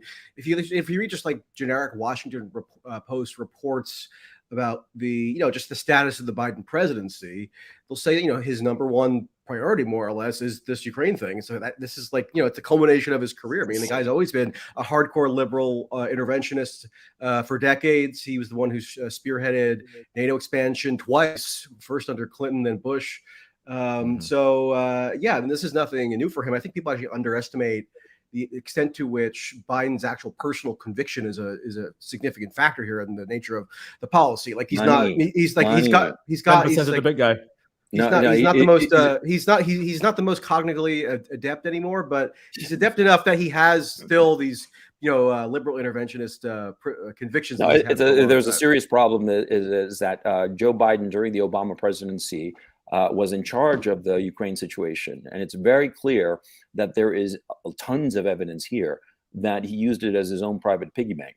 And so I think that part of the motivation for this intervention is that he doesn't want that information to come out, once the dust has settled. He doesn't want the dust to ever settle in this situation. He wants to continue this to throw up as much dirt and distraction so that the malfeasance of Biden personally and of his family doesn't come to light. Because it's really disgusting. I don't think that's a significant reason for it at all. I think the most significant reason is he actually does have this like liberal interventionist doctrinal investment in Ukraine itself, Hunter but also Biden, counteracting Russia. Hunter Biden, insofar as Burisma, he was on the board of that. He was getting a sinecure from that. Right, but like the war's got nothing to do with the war's not going to quote cover that up. It's not like going to be in his like naked financial self-interest. I don't think it's necessarily the war. I think it's the people involved, right? Zelensky fired the prosecutor, right? Who was going to Poroshenko did, Poroshenko, sorry, not Zelensky. Zelensky came after, but like the Ukrainian government, obviously many of them are working with the Biden administration, and if you look at who these people are, many of them have like dual citizenships of America, well, there's also the other obvious fact is that that people in the Zelensky regime probably have a lot of compromising information about Biden, and so vice versa. Yeah, exactly. But it'll hurt Biden more than it would hurt these people. These people, God knows what will happen to them after this is all over. The thing is, though, if Biden's like investment in this issue and like seeing it through to some sort of military triumph and defeating Russia or whatever, or even regime change in Russia, if that was just a product, do you honestly think that there's going to be regime change in Russia? Well, I think that's what U.S. policy is geared toward. I don't know if it's going to succeed or not. It's quite silly if that. Do I think it's going to happen? I have no idea. I can't predict the future. I just know what U.S. policy is geared toward. It won't happen. But my point was that if U.S. policy right now under the stewardship of Biden was just a byproduct of his like cynical, self-interested investment in wanting to cover up corruption or that kind of thing, it might be easier to change the trajectory of the policy. Like he wouldn't be so closely wedded to it necessarily, but I think he's so closely wedded to it because it actually is like this burning ideological conviction about like the need to quote unquote defend democracy against authoritarianism as represented by Putin now, who's Hitler 2.0 and et cetera, et cetera. So it's like a genuine ideological thing. That's why they are always banging on about World War II, because they're trying to import people are kind of insane, right? If you think about it, I mean, if you think about it and you actually examine Putin's politics, there's nothing there's nothing He's a fascist about it. moderate. He's a He's a moderate. moderate. in He's a Russia. moderate. Get Medvedev in there, and he's like the fourth horseman of the apocalypse. Medvedev used to be the moderate. Yeah, he used to be, but Yeah, he switch went sides, hardcore. He went hardcore because Yeah. it's not that he saw the writing We're on getting the that wall, communist on the party. wall. Who's the head of the Communist Party? I forget the guy's name. I He's forget always the name going wild. too, but yeah. But no, they're all on the same page right now because you see the United States going on and on and on about regime change. They're not talking about just Putin. They're talking about the whole leadership. The whole thing. Good luck. In I mean, they're trying to replace him with a white nationalist. Right, the guy's in prison right now. Navalny, yeah. Navalny. He's a white nationalist. He's a fucking white supremacist who's tied to the Azovs, and it's like the Banderites. He's tied to these guys, to the criminal underworld in Russia and to the criminal underworld in Ukraine. And this is the guy they want to have in charge. He's their messiah. It's like, are you kidding? On top of that, he's just a fucking blogger. Okay, it would be like a blogger, if yeah. one of us was put in the White House. It would be absurd. I just listened last night to an interview with the founder of the Georgian Legion, who is getting all this online support and donations from this online troll army. Yeah, by the way, apparently I've heard, based on examinations of the NAFO Discord channels, that I'm their top target. So that's my big distinction. They pretty much got me. I mean, they mass flagged everything I was doing, and that's why they deplatformed me from Twitter. So well, they can't deplatform me because I'm pretty careful about my facts, so I can't. They can't deplatform me on that ground. But no, I was watching. It won't matter. It won't matter. Hey, it's mattered for me thus far. I'm going. It's going okay for me. So the head of the Georgian Legion is getting all this money. I'm connected. Well, I don't know. me neither. So if you figure out who I'm connected to, let me know. Okay. So the guy who gets this Georgian Legion guy who's getting all this money from these donations, the founder of the group, he actually said in this interview I saw last night, like he's saying he's advocating for not just the defeat of Russia and Ukraine or like the restoration of territorial integrity or whatever. He's saying that the ultimate military objective has to be the dismemberment of Russia itself, which is a common thing you see promoted, in different like Western media outlets. I don't think they want to split it apart. Yeah. There's a big Atlantic thing. I think tankers say the United States, if Russia or China had an open policy of dismembering the United States into 50 constituent states, what the fuck do you think the reaction would be in the United States? Well, that's what I'm saying. I mean, you think Putin is going to allow for like another like 1991? I mean, please. No, it's going to. No, what would the popular reaction be to something like that? I think it would be quite negative. Yeah, I think so. So it's not surprising that the entire Russian population is backing this war, and even the liberals are. Even the liberals are. Even the liberals are. Yeah, I know a lot of Russian liberals, and they're backing Putin, even though they normally criticize him. They're backing him. They're saying this is existential at this point. Well, I mean, people always mischaracterize Russian liberals. I mean, like Navalny, who supported the annexation of Crimea, which now we're told is like this, like. Everybody's supposed to support like the counteroffensive to recapture, even at the risk of like nuclear confrontation, as though like What about the will of the people, right? The people living there, they're Russians. So do we just ignore them? Well, I don't know. I think holding referendums under like sort of militarily ambiguous or sort of coercive circumstances, there are some legitimate ethical considerations there. But nonetheless, so despicable about it. Like, for instance, they said that they were that soldiers were pointing weapons at the voters, and that was a lie, because what they were using is that in Russia, people who are incapacitated and the elderly, they take the voting box to them because they're elderly and they can't move, and those boxes with the votes, they're guarded by soldiers, of course, and they were using that to claim that the ballot harvesting. No, it wasn't ballot harvesting. The people who are, because in Eastern Europe, you have to be registered where you live, and if you vote, they go to your home where you are registered, and it's usually arranged beforehand, and they take the voting box to you. How nice is that? They took a nice thing, a beautiful thing that the Russians do, and they turned it into something ugly. It annoys me on a personal level. Regardless, I mean, I would raise serious doubts about the veracity of any like plebiscite or popular election held under like in an active military sort of active war zone context. I mean, I think that's sort of inherently inhibiting of full participation in the vote. Like, a lot of people have left the these vicinities, couldn't physically vote. So yeah, I mean, I'm not saying that in every circumstance, like a referendum like this could just have to be totally disregarded. But I mean, I think I don't think all doubts raised about the veracity of them are ill-founded. So you should have international monitors. Yeah, Russia should be open to it. Oh, international monitor is funded by the Democracy Now! Or whatever the name of it. Maybe not those guys. Yeah. We need like actually independent people, right? People with credentials, people who have nothing to gain and nothing to lose. Do you really think that that whatever the results of one of those, I think it was like 98% voted to join? Of course, it's going to be 98%. Well, you think that's a genuine? When you're getting shelled, when people that you know are being killed by random shelling from the other country, fucking A, you're going to vote against them. Yeah, Come on. these people have been bombed for 8 years. But if civilians died. No, 16,000 civilians died in the Donbass. I bet you don't report that, do you? I personally report it. I've mentioned. I've discussed. I've mentioned it. I seriously doubt it. Well, I didn't go. I wasn't. I didn't go. I wasn't in the Donbass physically. Are voting to join the Russian Federation. Because they're having a gun pointed at them. I mean, I didn't say that. I mean, you gotta stop. You gotta stop like making up things that I didn't say. What I did say was the obvious inference drawn from what you were saying. Well, no, it's an inference that you made up in your head, which I didn't say. Oh, okay.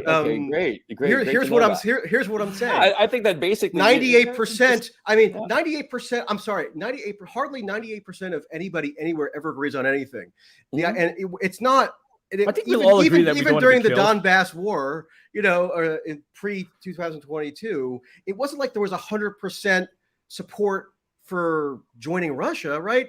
So if everybody who is a duly constituted sort of resident and potential voter of that area could have voted in a relatively fair, open election, do I think it's plausible that 98% would have voted in one way? Okay, no, it doesn't strike me as plausible. Do you think that it's plausible that a vast majority? Those are the kinds of results that like Saddam Hussein would get. Do you think that 60% say would have voted in favor of joining the Russian Federation? That's plausible, but 98% is not plausible. I think it's plausible when the vast majority of the pro-Ukrainians left the place. Left, exactly. Well, that's my point. They went to Lviv. So they did it. So the residents of the area could a significant faction of the residents of the area could not actually participate. I mean, Michael, do you actually know that when people who spoke Russian would be persecuted in the Donbass, in eastern Ukraine, even in areas that where there's supposed to be all democracy and all this good shit, that they were openly prosecuted? Even now, there's like signs posted up on playgrounds saying that if you speak Russian, we will kill you. I'm aware of these measures that So imagine saying that the Quebecois invaded the United States and they said you can't speak any English anymore. And I don't know what you're trying to rebut here. I mean, what argument do you think I'm making that you're trying to contest? All I said was 98% is not a plausible result for virtually anything anywhere in the world. You're using that in order to disqualify the desire of the majority of people. I'm saying it's not unreasonable to cast doubt on the veracity. I am using internet blood sports, man. I can tell. I'm using it. Argument going on. Well, no, I think it's irrelevant. I'm using the utter implausibility of that result, yes, to cast doubt on whether that referendum itself could be seen as legitimate. Okay, in a city that the people here consider it an occupied city. Okay. Mm-hmm. Still, I mean, it is considered occupied. I don't think Saddam Hussein got 98% of the vote. Those houses here in Kharkov. Why do you think that is? I'm not saying that there would be a significant public sentiment in the direction you're outlining there, but 98% of the vote is like almost a statistically impossible outcome on virtually every circumstance. So that doesn't mean that the reality on the ground, on the acceptance of the if you actually pay attention to the reality on the ground, you wouldn't be surprised. Hey, Brian Berletic is joining us. Hey, Brian, I wasn't so sure if I wanted to jump in into the middle of this, but I decided to anyway. How's it going, everybody? It's great. Good time. For those of you who don't know, Brian Berletic runs the New Atlas channel, which is probably one of the most serious, if not the most serious, military channel that's covering the current conflict in Ukraine. And Brian, after the show, I'll put your links in the description. Thank you. I also, just so people know, because a lot of my new subscribers don't know this, but I was covering the situation here in Asia mostly, and I only just started jumping. I mean, I had covered the situation in Ukraine back in 2014 quite a bit, and then it had kind of died down, and so I'm based in Asia, and so I mainly focus on Asia. But yes, recently I've been focused on the crisis in Ukraine, the conflict in Ukraine. Why didn't you want to join the chat? It was because we were. Oh no, I'm just joking. You guys were being too cantankerous. You guys were. Well, I just, since I jumped in, I'll just jump into the middle of what you guys were talking about. I understand people's, the desire to have a referendum or to have a vote, but we have to be honest. Most people are easily influenced. The media can convince people of almost anything. And at the end of the day, when you see a situation like this, you just have to ask yourself, what is in the best interests of the people living there? So, okay, we had a referendum. Maybe we don't believe that it was that successful, or maybe we do believe that it was that successful. But what is in the actual best interest of the people in Ukraine and in these areas where they had the referendum? It's very clear that their best interests aren't served by remaining part of this client regime, this what is left of Ukraine. It was hijacked in 2014. It completely lost its sovereignty. The regime in Kiev has been, from that point onward, pursuing the interests of the United States, not the Ukrainian people. They've destroyed the economy. They pitted people against each other in warfare, and they have just ripped the country apart. So staying in a country run by people like that is obviously not in their best interest. It's an illegitimate government run by entertainers. So I mean, but the logic you're outlining there means that the referendums were in fact just pretextual. I mean, it was a preordained outcome for something that was viewed as desirable, referendum or not, right? So they just used the referendum as like a pretext to execute the action that they thought was needed. Well, I think what they're trying to do is they're trying to do it in as legitimate a way as possible. But to give people representation, right? To give the people living there representation and saying, we hear you, we hear your voices. This is something we wanted to do anyway, but we just want to get the confirmation from you. To get a rubber stamp seal, basically, and that's exactly what the people there gave them. They're like, yes, we confirm that this is what we want. And there was disparity between the different regions in terms of how many voted yes and how many. Like Zaporozhye was like 90% or 70% or something, right? I forget. It was a much lower number than the other regions that were closer to Russia. And like someone said, I forget which of you said it, but most of the pro-Ukrainian people left. They left, so they're not there. So then So I mean, right? It's a no-brainer that their sentiments were not reflected in the outcome of the vote. No, they don't. I mean, if you're a person who thinks that this regime in Kiev is the thing for you, I don't see why you would get it. I'm not that firm of a believer in this obsession we in the West have with democracy. I don't say that it's not either. Something we should throw it away, but the people in these regions are best served by being incorporated into the Russian Federation. Ukraine had been part of Russia all of this time. I was at what was that website, the Myrotvorets website, and I was like, I was like reading it. I was like, is this in Russian or is this in Ukraine? I don't speak or read. I can read a little bit of Cyrillic, and I could read everything there. So I was like, if this is a different language, I mean, I can still read it because I was practicing reading Russian. And so they're exactly like Taiwan. They're a region trying to pretend to be something that they're not. They go out of their way to try to act different. Somehow they're not Slavic. Somehow they're this entirely different thing that is pure-blood Aryan Europeans. I mean, I'm not like some lost Aryan tribe or something. It's ridiculous. I mean, I'm not a fan of these like democracy platitudes either. But to the extent that a referendum is supposed to represent like the popular will, if you held a referendum in like New Jersey and all the Republicans in New Jersey had left the state, and only Democrats took part in the referendum. Yeah, right. You said, "Oh, look, here's the result that reflects the total popular will of the state, and like no Republicans took part in the vote, I wouldn't think that was an accurate reflection of the public will, right? So, I mean, it's if you're just acknowledging that more or less the referendums were just like a mechanism to enact this measure to incorporate these Annexation. places into Russia that you thought was good anyway, fine. But like, don't pretend that the referendums themselves were like a legitimate expression of public will. I think that they were. It's close enough. It's close enough. So instead of 97%, it's probably 85%. But you said yourself that all the pro-Ukraine people left. So like, not all of them, obviously, but even before they left, I would say that nobody knows the numbers. Yeah, nobody knows the numbers. Look, let's put it this way: you're pro-Ukrainian. You're all about what's going on in Kiev right now. Your brain has been manipulated. You're not thinking rationally. When we talk about democracy actually functioning, people have to be informed. They have to be mentally stable. And if you're okay with a regime being puppeteered from across the Atlantic, if that's okay with you, why are you voting at all anyway? Because it doesn't represent you. You're not in control. Washington is in control. So this is an artificial process to begin with.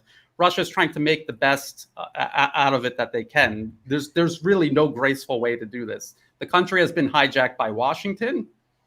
The government in Kiev answers to Washington, not the Ukrainian people. It's self-evident that Ukrainian domestic and foreign policy do not reflect Ukrainian best interests. And anyone who thinks that they do, they're detached from reality. And people detached from reality, do they get to vote? I don't know. This is one of the major shortcomings I think a general population voting has. People make that same kind of argument in the United States. Let's say about Trump supporters. The liberals will say Trump supporters are fundamentally irrational. They can't think properly. There's something mentally unbalanced. Well, I think both sides. They're so deranged that they would support Donald Trump.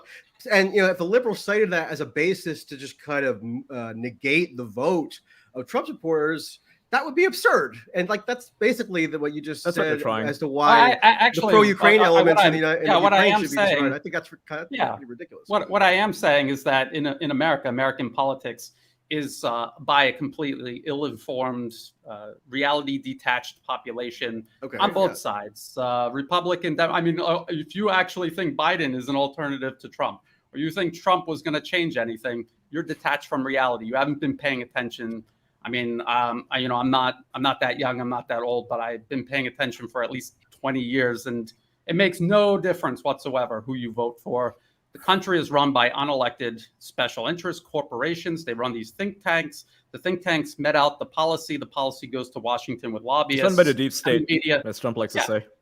Well, just because Trump said it and we don't like Trump doesn't mean it's not true. It's true, it's absolutely true. It's run by the deep state. And always been true. He could have taken action against them, but he doesn't quite understand the function of government. He doesn't understand the machinations of government, right? He has no experience in that. If he was like, say, DeSantis, he would have fired all the people in the State Department.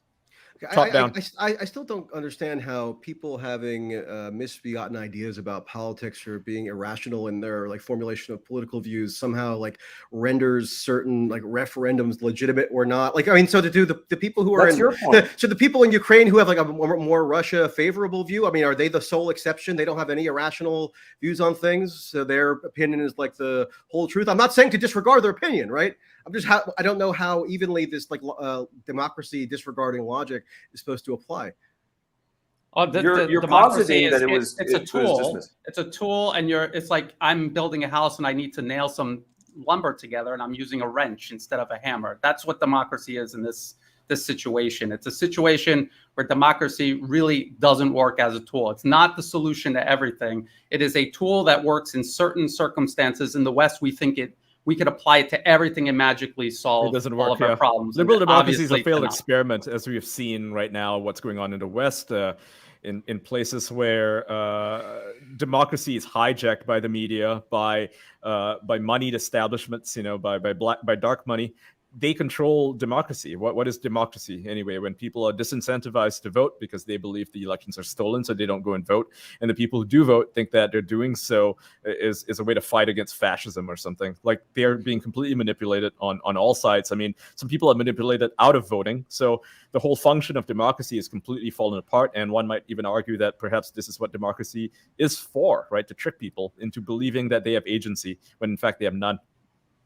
Yep. It's an New illusion. Very opium well of the said. masses. Yeah, exactly. Very well said. Okay, Yeah. none of that would mean that the annexation referendums should be regarded as like undoubtedly legitimate, which is what the original point was. But Well, what do we mean by legitimate? I mean, it was in Democrat. I mean, everyone's best I just interest. got a lecture that they were democratically valid and they genuinely reflected the will of the Okay, well, populace. look. See, there you go. People there, they voted in this referendum.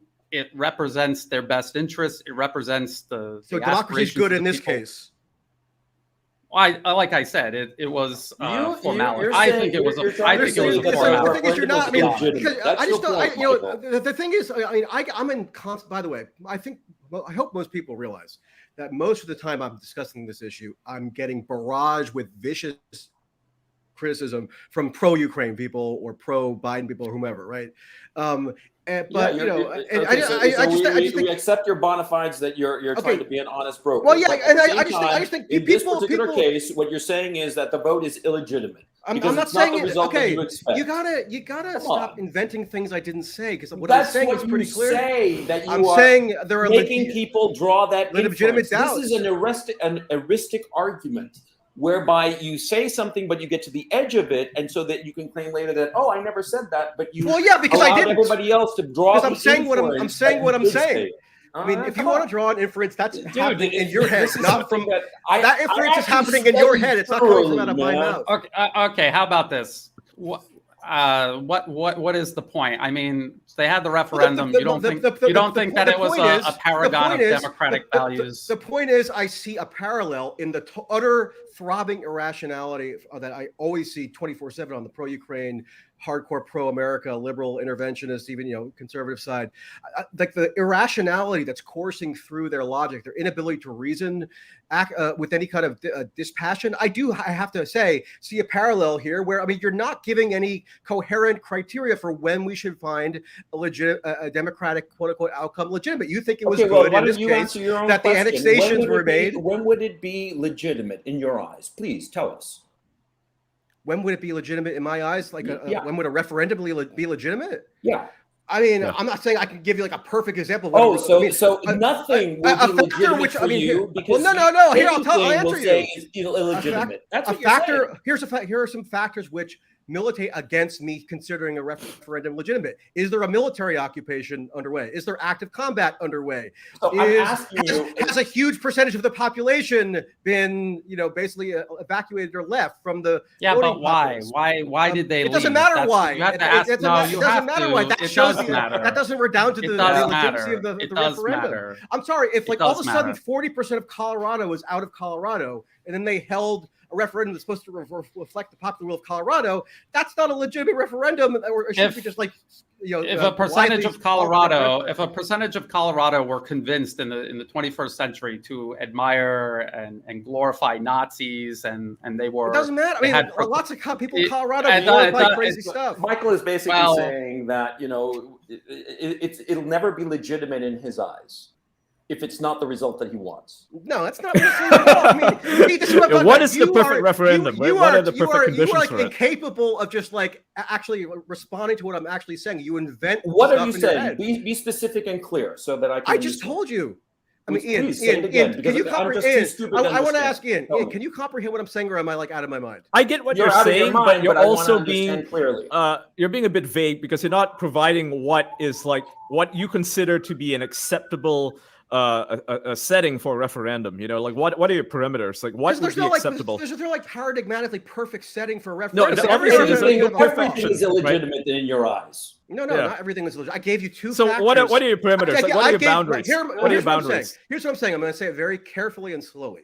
Here are two key factors which I think legitimately raise doubts as to the legitimacy of these particular referendums. Okay. Number one, happening in an active war zone with a military occupation underway. Number two, a significant, let's say, I don't know, 30, 40%, let's just estimate a portion of the populace that would otherwise take part in a referendum, if it actually reflected the full will of the residents, they're gone. They're not taking part. Okay. So those are two pretty important factors, I would think. And yeah, I do think they can be said to legitimately cast out on the legitimacy of the referendum. Now, that said, you could still make a separate argument that, it doesn't really matter if the referendums are legitimate anyway, because it's still good or welcome if the Russian Federation incorporates these provinces. That could be a separate argument you can make. But if you're making that argument to somehow like retroactively legitimate the referendums themselves, I think that's just bogus. I mean, I would never, if the US, if there was a referendum that took place under like the jurisdiction of the United States,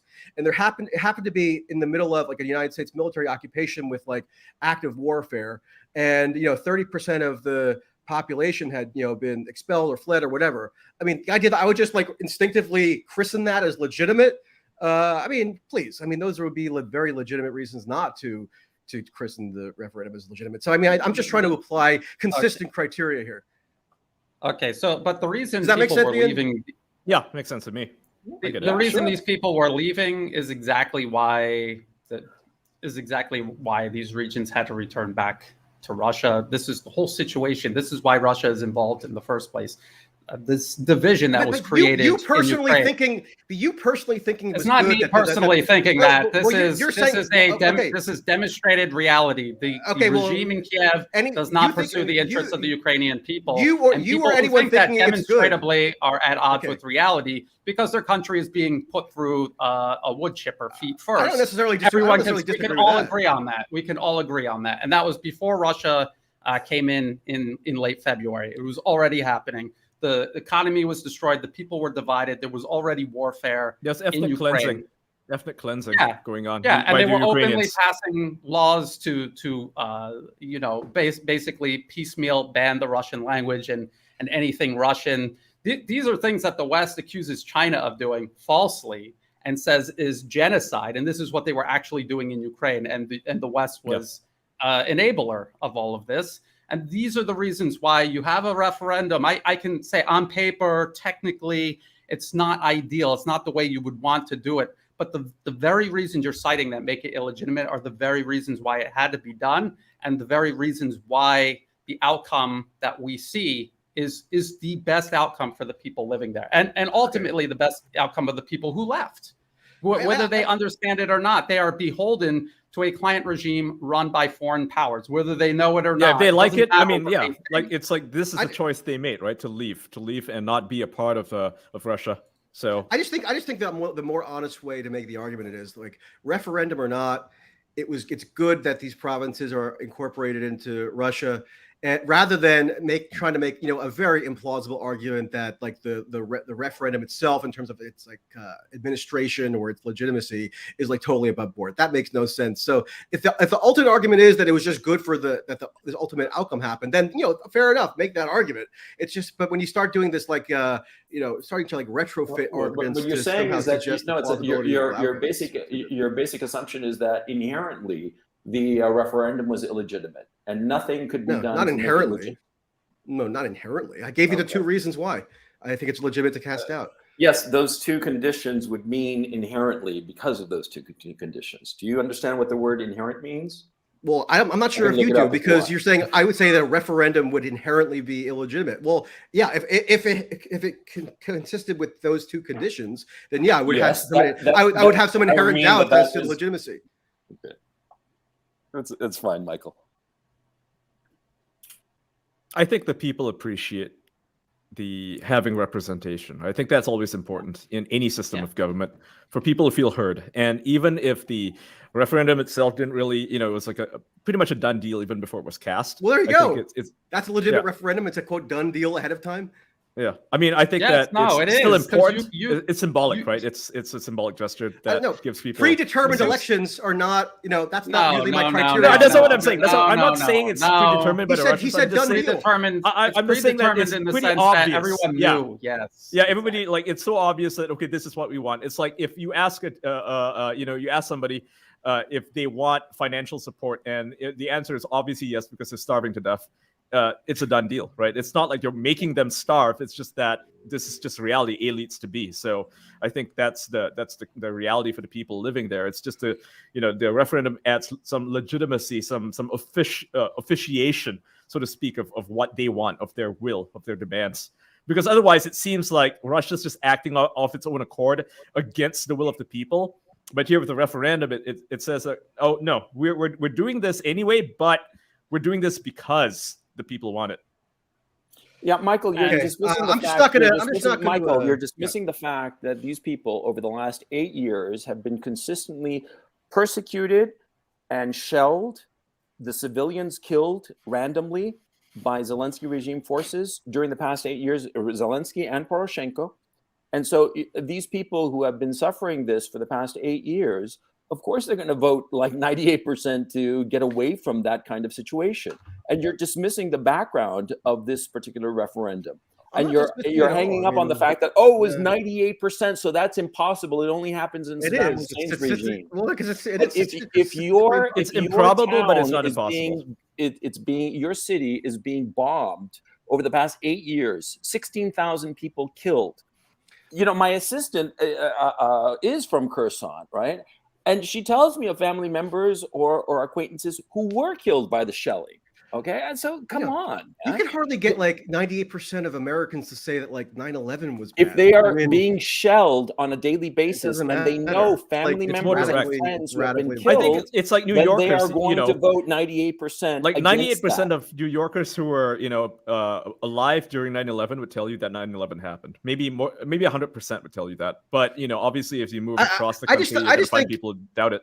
I just think I just doubt you'd find it so difficult to raise doubts yourself about like the legitimacy or veracity of referendums that were basically a function of a U.S. military intervention and like conducted under U.S. military law. I think I would find it pretty easy to cast out about that. Like Ian was saying, after 9/11, the people who witnessed it, who were there, 98% would be in favor of going and bombing the shit out of whoever was responsible. Yeah. Okay. You took a referendum in Manhattan in 2001. 98% would say, "Yeah, let's go and bomb the fuck out of those guys." Mm-hmm. Come on. If the U.S. the thing that occupation force bothers me, what bothers me about your focusing on the referendum and claiming it's illegitimate is because you're dismissing the 8 years previous of Kiev regime atrocities against the Donbass and the people of maybe in your mind I've done that, but in the words coming out of my mouth I haven't done it. Okay, in your head, not out of my mouth. No, because the implicit the implication is that it doesn't matter. The past doesn't matter, and the referendum therefore cannot be legitimate. In your head, not out of my mouth. Like I can only control what's coming out of my mouth, not what's going on in your head. So, yeah, I didn't dismiss anything that happened in the previous 8 years. Okay, so you admit. Let's go step by step. You admit that the Kiev regime has been bombing the Donbass for the past 8 years. Yes or no? I mean, I'm aware that there's been warfare in the Donbass for the no, it's not warfare. It's atrocities committed against civilians. Yes or no? I mean, it's a simple question. If you can't answer the simple yes or no question, whether this saying, because you're saying Kiev regime atrocities. No, I'm not saying. Everybody uses that loaded language. Do you agree on the reality you're not using that neutral over language the last to like 8 present years, a fact pattern? The Donbass has been shelled. Yeah, I'm aware of instances of shelling by the Ukraine government in which civilians have been killed civilians. 16,000 of them. I agree that civilians have been killed in the Donbass. Yeah. Do you think that because of that would be a very strong motivation for the vast majority everything to do with the referendum of ending that and joining the Russian Federation? I never doubted that a significant portion but that's what you're saying. You're saying that the referendum can't be legitimate because it got a score that you don't agree with. I'm saying it again. Last time I'm going to. No, I'm saying it again because I just want to make it really clear because you keep trying to shuffle around try to claim that the referendum is illegitimate when the people have incredibly good justifications to have voted the way that they did. Instead of inventing fake implications, I'm drawing the normal, natural inferences from your argumentation. You're the one who is trying to pretend that this a referendum came out in a vacuum and that has no historical context, and that therefore it is impossible. That's what I said. There's no win historical 98%. context. That's totally what I said. What I said was no. I mean, look, any referendum, any referendum. Basically, you're saying that no referendum can be 98%. Period. No. I mean, I said. I mean, Ian, is it not true that an election result that with 98% is like radically implausible? It's implausible, but not impossible. Given the circumstances, like I said, but you're saying it's impossible. 8 years of bombing. I'm saying it's radically impossible. No, I'm not saying it's impossible. I'm saying it's radically. There you go. It's not impossible. It's not impossible, and I think that given the circumstances that they're in, it's not impossible that a meteorite will crash down in my apartment. Sure. But given the circumstances that they're in, right? Like in Donbass, it's been shelled for 8 years, 16,000 plus people killed, countless people injured, countless people raped, murdered, tortured.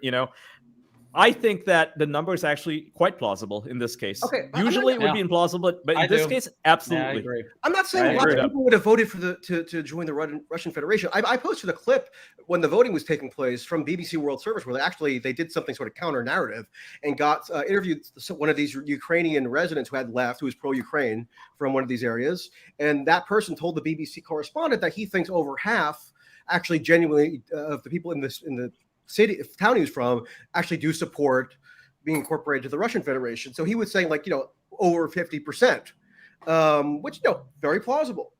But I just think again, just to repeat it again, and basically the result that you want was not achieved, and therefore I don't want any particular results. All right, I mean, all due respect, I'm kind of getting a little. I mean, I enjoyed the conversation, but I mean, I'm only responsible for what I say, not things that people invent in their head that I haven't said that they can. Well, maybe we should move to another topic. People can rewind and listen to the. Maybe we should move to another topic, and because it is what it is. It happened. Do we at least all agree that this was in the best interest of the people there? That living under a regime controlled by Washington is not. I don't think that Michael will agree. I agree that Ukraine is not in very good shape at the moment. So I mean, do you think it's a sovereign country with a sovereign government running it right now? Do you think the regime in Kiev from 2014 onward, with Victoria Nuland openly behind a podium saying we pumped billions into the internal political affairs of Ukraine since it became independent, she's admitting that they engineered the internal politics of Ukraine, and she was out in the streets, and you had U.S. senators on stage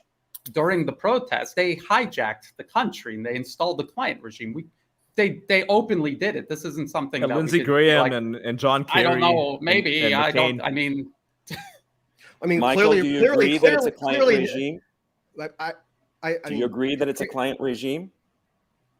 The Ukraine government right now is very clearly, by definition, a client government of the United States. I mean, the United States is single-handedly subsidizing and orchestrating. No, we're on the same page. Military. I know you like the hedge. You like the hedge, but that is one thing you can't. Like standing on a fence, you just can't make a definite statement. But this is one thing I think that we all. Statement. I'm just saying usually. 2014, because he thinks that the 2014 revolution was not the product of agent provocateurs, and that was not. I never said. Again, fake thing. I never said. I mean, all right. I don't. Okay, so we can clear it up real quick. We can clear it up real quick. I've been out here for a while. Michael, I'm going to head out. I'm going to head out because there's only. I mean, with all due respect, it's a simple question. There's only so many times where somebody can tell me I said something. Do you think that the coup in 2014 was engineered by the American government? Yes or no? There was clear involvement by American government officials in the sequence of events that led to the toppling of the Ukraine government in 2014. I think anybody who denies that is ridiculous. And do you think that was done by agents provocateurs financed by indirectly or that was done by agents provocateurs? I mean, I don't even know what that means exactly. I mean, I just gave you my answer. Of course, yes, there's abundant evidence of U.S. government involvement in that since 2014. So you agree that it's a client regime since 2014? Wait, I don't use the word regime because it's always like regime always means a government I don't like government if you want. Well, I mean, regime always means a government I don't like that is bad. I mean, people say the Trump regime, Biden regime, whatever. Sure. A client the government, people in power. I mean, yes. It's been Ukraine's been. So you agree on the substance. You agree on the substance, just not on the Ukraine terms used to describe it. He just doesn't like the percentages that voted. Like Israel or I don't like percentages. I mean, again, all right. I'm gonna head out. I appreciated the exchange, even if it gets a little heated at times, and I'm sorry if I got exercised myself. Oh, that's all good. That's fine. You know, No hard feelings. when the president says Michael, when the president says we're on the cusp of nuclear Armageddon, it was very illuminating to have you on. Chat, do we all agree that it was very illuminating to have Michael on? Hit me with a +1 if you think it was illuminating. Hit me with a 0. I bet they're going to say no because they think I'm like secretly a stooge of Zelensky or something. So no, I don't think they think that. I think that their opinion of has some ambiguity that will leave the door open to different interpretations. Well, yeah, because I'm not like a moralizer. I mean, my thing is not to like moralize at people. You don't moralize, but you. Yeah, I don't. I mean, I try not to. I mean, if you can tell me where I have, let me know. And when you say that the the referendum results were implausible and illegitimate, that was your implication of it. Well, look, I get what Michael is trying to say. I get what Michael is trying to say. That's not like a denunciation of the people who would have voted yes, or it's not saying it's bad per se that the provinces get incorporated into the Russian Federation, or whatever. He's not making a judgment. In defense of Michael, he's not making a judgment call whether it's good or bad, right? I mean, obviously he thinks it's a good thing that they were incorporated into the Russian territory. So I don't know. I'm for whatever reduces suffering. I think that's a good position. I don't know. It's not like a definite position. I don't know precisely what best accomplishes that. Right. But that's what I think is good. Yeah. I think that's a fine position to have. I think it's a legitimate position to have. You're not making any moral calls or judgments. You're just saying, what contains the least suffering is like the good thing, and that is at the end of the day, that's what we all want, right? I think we can all agree that. I will moralize about that. That's my moral point. All right, all right. Take care, guys. Thanks for having me. All right. So, are we all here still? Yeah, we're still here. I'm gonna. I have to charge up my computer a little bit, and then I'm gonna go and have another cigarette. Hang on. Let me just turn off the camera. That was an interesting conversation. Yes, it was with Michael Tracey. Yeah, I always wanted to have somebody on the other side of the fence, and I'm glad I had him on. Because most of these guys don't have the courage of their convictions. When I had been on Twitter, I used to see him tweeting, and I think that most of the time I agreed with whatever he was saying, and doesn't seem like he has a fundamental disagreement. I mean, no, it's not a fundamental difference, right, in opinions. I think that he tends to sit on the fence a bit too much for my personal tastes, but I don't fundamentally disagree with him on anything. Yeah. So I don't know. It's definitely a better position to have than some accounts which will tell you outright, something that's completely delusional, that that the only way for the war to end is for Russia to leave. It's like, okay, yeah, sure. Hey Brian, can I ask you, the Kherson offensive? What's up with that story? Well, I've been following it. Last I checked, it seemed like it was repelled, but there was a lot of caution about it because it could have been a diversionary attack, and the real attack might be coming from somewhere else. Yeah. So again, we just have to wait and see. I heard you talking about Kherson before I jumped on, and they do have Russian forces have significant defenses there. They have been decimating Ukraine's forces. The thing is, they're not going to admit that they have some kind of logistical problem. If they did, the Russians or the Ukrainians? Yeah, the Russians. So the thing is, before Kharkov, I wouldn't have imagined that Russia would have withdrawn. The thing is, before the Kherson offensive began, I had said that even if Ukraine made it to Kherson city, it doesn't matter because they've devastated the bridges. They're not crossing the Dnieper. And once they do that, imagine how much more they're going to lose in all of that fighting. And Russia is going to preserve their manpower, their equipment, plus they have 300,000 reinforcements coming. So it's only going to make their situation that much worse when the fighting begins the other way again. The Ukrainians are wasting their soldiers by using wave tactics. Like they're fighting this conflict right now the same way that you would, like you're playing a video game, you're playing Gears of War, and they're just throwing enemies at you. For the Russians, it's like that. It's actually insane. They're just sitting there waiting for these guys to come running in, in a column, and then they all get gunned down, and then the next column shows up like 30 minutes later.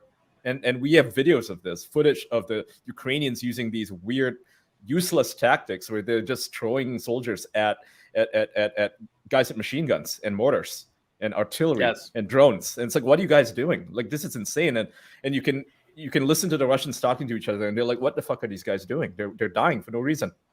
It's sad. And this is from an army paper. Actually, many U.S. Army officers were writing about trying to defeat the Russian battalion tactical group, because that's how Russia usually organizes its military. However, in Kherson, I think they've got a division defense going. I don't think that it's networked battalion tactical groups. But the idea was exactly like what you said. You throw so much at their defenses, you overwhelm them. They can only destroy a certain percentage of what's coming. And then the little that gets through, they're hoping that could force Russia to withdraw, because Russia is, and this is one thing they got right in the paper. This was written years before this started. Russia is adverse to losses. They do not want to lose their men or equipment, so they will withdraw. Unfortunately, in this type of warfare, if you're not destroying Russian troops and their equipment, okay, they move back. Then they're going to move back, and they're just going to counterattack afterwards, which they have done. Exactly, they're taking the south quite a bit right now. A lot of pushes, a lot of wins, especially from the Wagner group. And the Ukrainians just have no forces able to repel them. They're just running out of ammunition. They've run out of HIMARS rockets. They're requesting even more now. And I mean, how long is that going to last? Like, the next batch is only going to arrive like a week from now, and that's not going to last very long. To get the front lines, some of it's going to get destroyed. A lot of it's going to be spent within, a week or two. And then what? What happens then? Do you just keep throwing weapons and money at them? I mean, what happens to the manpower? The manpower, they are losing thousands a day. We're talking thousands of soldiers a day that are dying. Like their own estimations, which are obviously, underestimations, because they don't want to give us the exact numbers. They estimated the lows of 800 a day are dying. And with the Russians, they got no numbers. But with the Russians, the BBC even confirmed the Russian numbers. The Russians say they've lost maybe 5,000 something during the whole conflict. But that was back in August, I believe. The updated numbers. I haven't seen updated numbers. Sorry. Right. Yeah. Go on, please continue. Oh yeah, and the BBC, they said the exact numbers are somewhere maybe about 5,005. So it's about 500 higher, and they're probably not counting the Wagner, right? Like the PMCs. The Russians are not counting the PMCs. But either way, that's only a 500 difference. That is a far cry from the numbers of soldiers that the Ukrainians are losing every single day, 800 to 2,000 a day since the big push. And that's insane. These numbers cannot be sustained. I mean, they don't clone these guys, in vats where they can just produce more soldiers. No, the best and brightest are dying. Like their mountain division, which was literally their elite of the elite, their young cadets, not the Azovs, but like regular infantry, they're dead. Down to a man. Where were they killed? I think in the big push, that they took the city a few weeks ago. They're all killed. Well, the other problem with manpower is the EU is talking about training 15,000. I don't know over what period of time. The British have been doing their 10,000. I think over the course of however many months, 3 months maybe. And the thing is, first of all, they're not replacing them faster than they're losing them. Number two, these are entry-level infantry that are not getting enough training for entry-level infantry.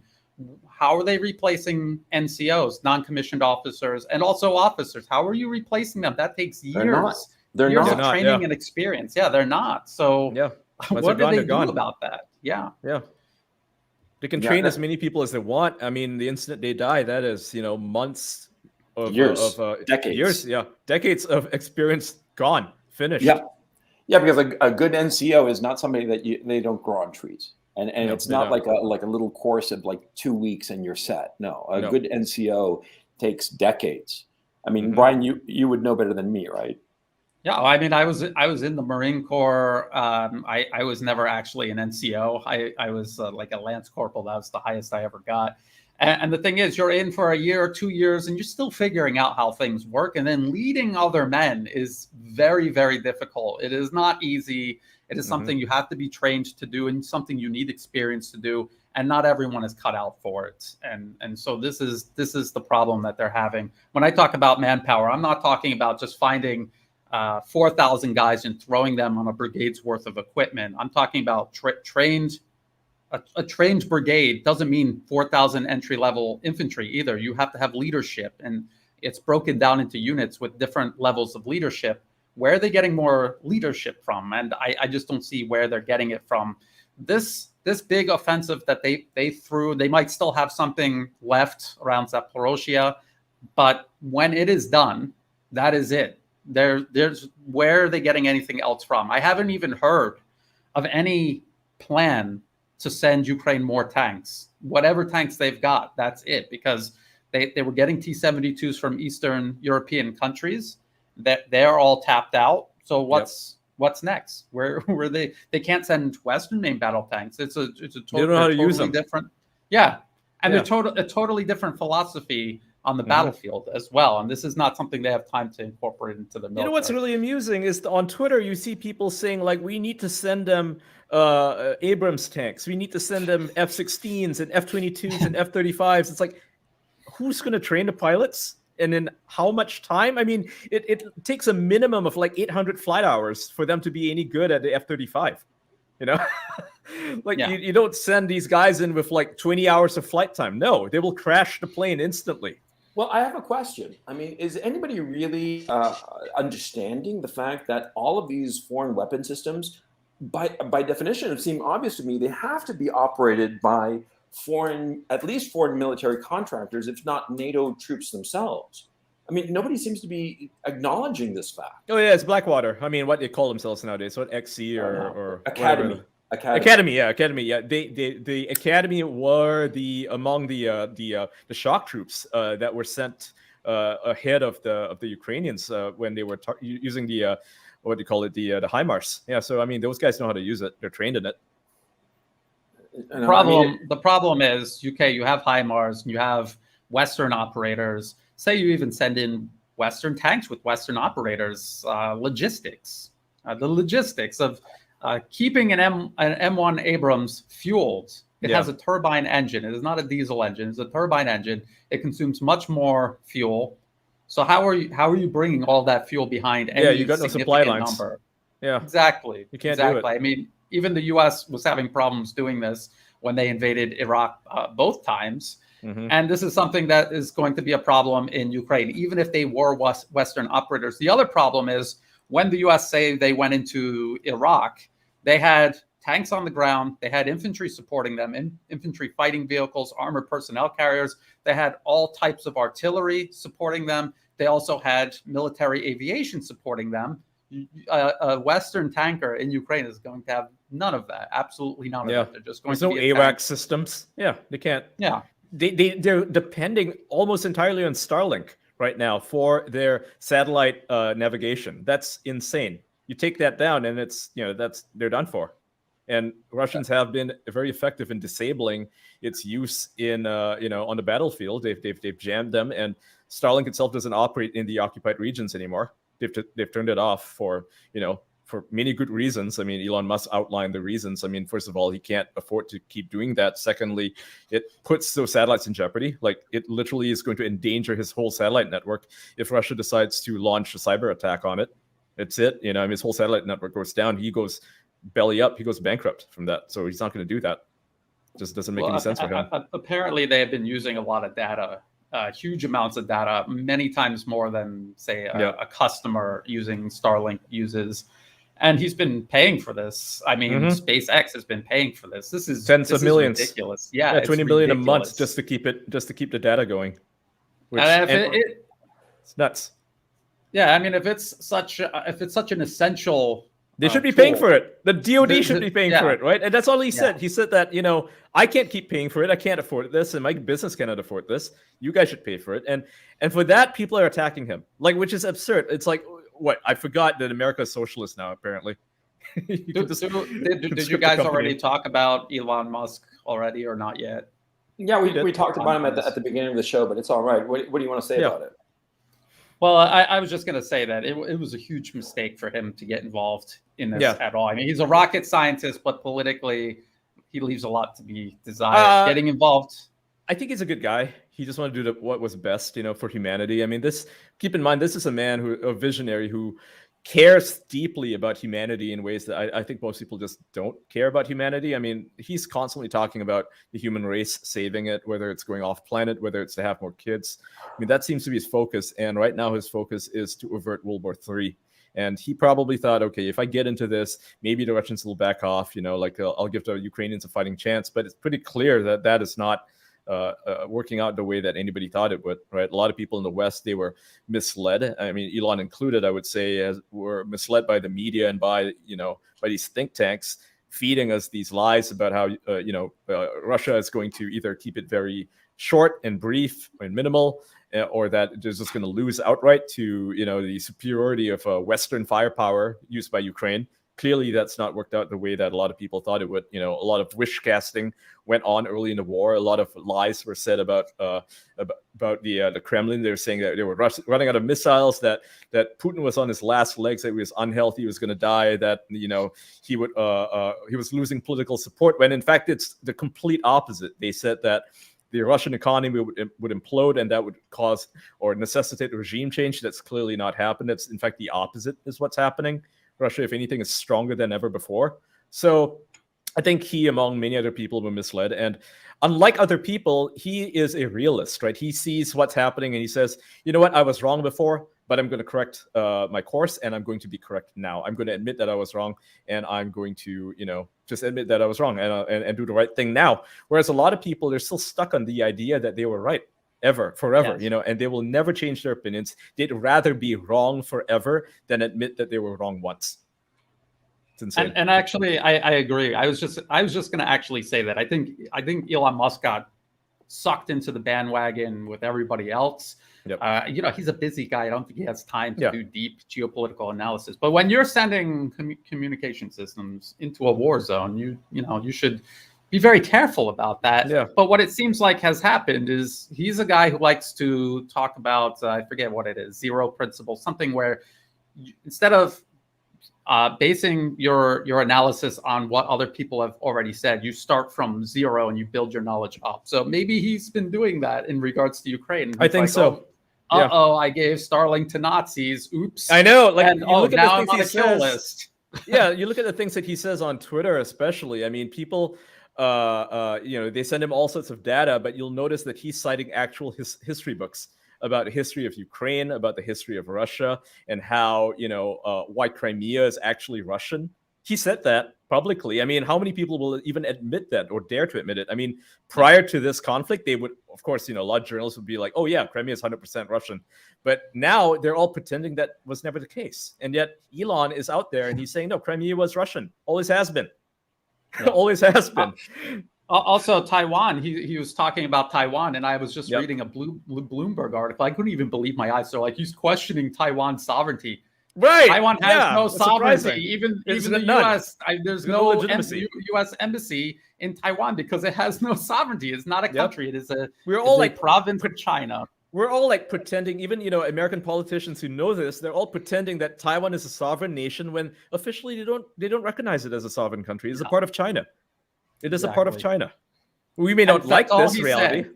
Yeah. And that's all he was saying. Yeah. I personally like the idea of a sovereign Taiwan. I mean, I have friends there, but even I will recognize that it is not a sovereign country. As much as we want it for it to be, it isn't. Nobody recognizes it. Not on an international level. The United Nations doesn't recognize it.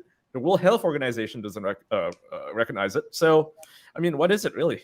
Officially, it's a breakaway province. It's rogue. Yeah, that's it. Yeah. Well, even Taiwan doesn't recognize itself as a sovereign. Taiwan, the island, is not a country. Even Taiwan says so. Yeah, that's the funniest part of it all. My concern at this point is that precisely because of all this irreality that is going on in the West, I mean, I think that we can all agree that the amount of irreality is just astronomical, off the charts, really. My concern is that as it becomes increasingly clear that the Russians are going to win this thing, and they're going to win it very decisively and just done, that the Western leadership class will just panic and start doing insanely stupid stuff. And this talk of nuclear war, I have to admit, it really freaked me out. It has completely wigged me out, because the Russians were never talking about nuclear weapons at any stage of this conflict until the West brought it up. That's right. And that's my great fear, that as the Western leadership class realizes that they are going to lose the Ukrainian conflict, right? Because I mean, Jens Stoltenberg himself has said that it's really NATO. I forget the exact wording. Yeah, I said 2 days ago, right? He said that if Russia wins, it means NATO loses decisively. The loss of NATO. Yeah, which is just, I couldn't believe that man would say something that stupid. I mean, the dumbest white man to walk the earth, for crying out loud. Yes. I mean, yes, he is. Second only to Biden at this point, really. And my great fear is that because they've invested so many chips, when it becomes inevitable that the Russians are going to win, and which I think will happen after this Kherson offensive, which again I think that we can all agree is going to be a net loss and a potentially catastrophic loss for the Zelensky regime. I think that then they might panic to such an extent that they might really do something that you can't take back. I mean, they might use a tactical nuclear weapon on the Russians, or they might blow up Zaporizhia's power plant. Cause a second Chernobyl. Yeah, could be a thing. I mean, Brian, do you think that is in the cards? Do you think that it's a realistic fear? I don't know, because Russia has a lot of nuclear weapons, and the retaliation would. And Russia knows that Joe Biden is not running America. They know who really runs. They know all of the CEOs and all of these people. They're going to get their pound of flesh for whatever the U.S. does to Russia. So I don't know. I do believe the U.S. is worried about Russian retaliation. This has been in their calculus. However desperate they get. One thing that I would say that I really think that they're going to try to do one way or another is create a buffer zone in Ukraine. I think they'll either goad Poland into doing it. They will make it so that it's not an Article 5 thing, and they will carve out part of Ukraine in the West. They did it. I think Lviv can join Poland. Yeah.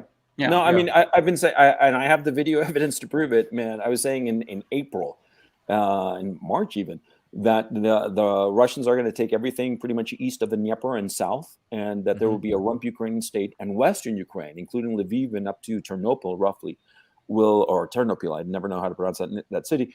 The Poles will take a swing at that. That they'll want it, and they want it. They've already mentioned it. Allow it. Yeah.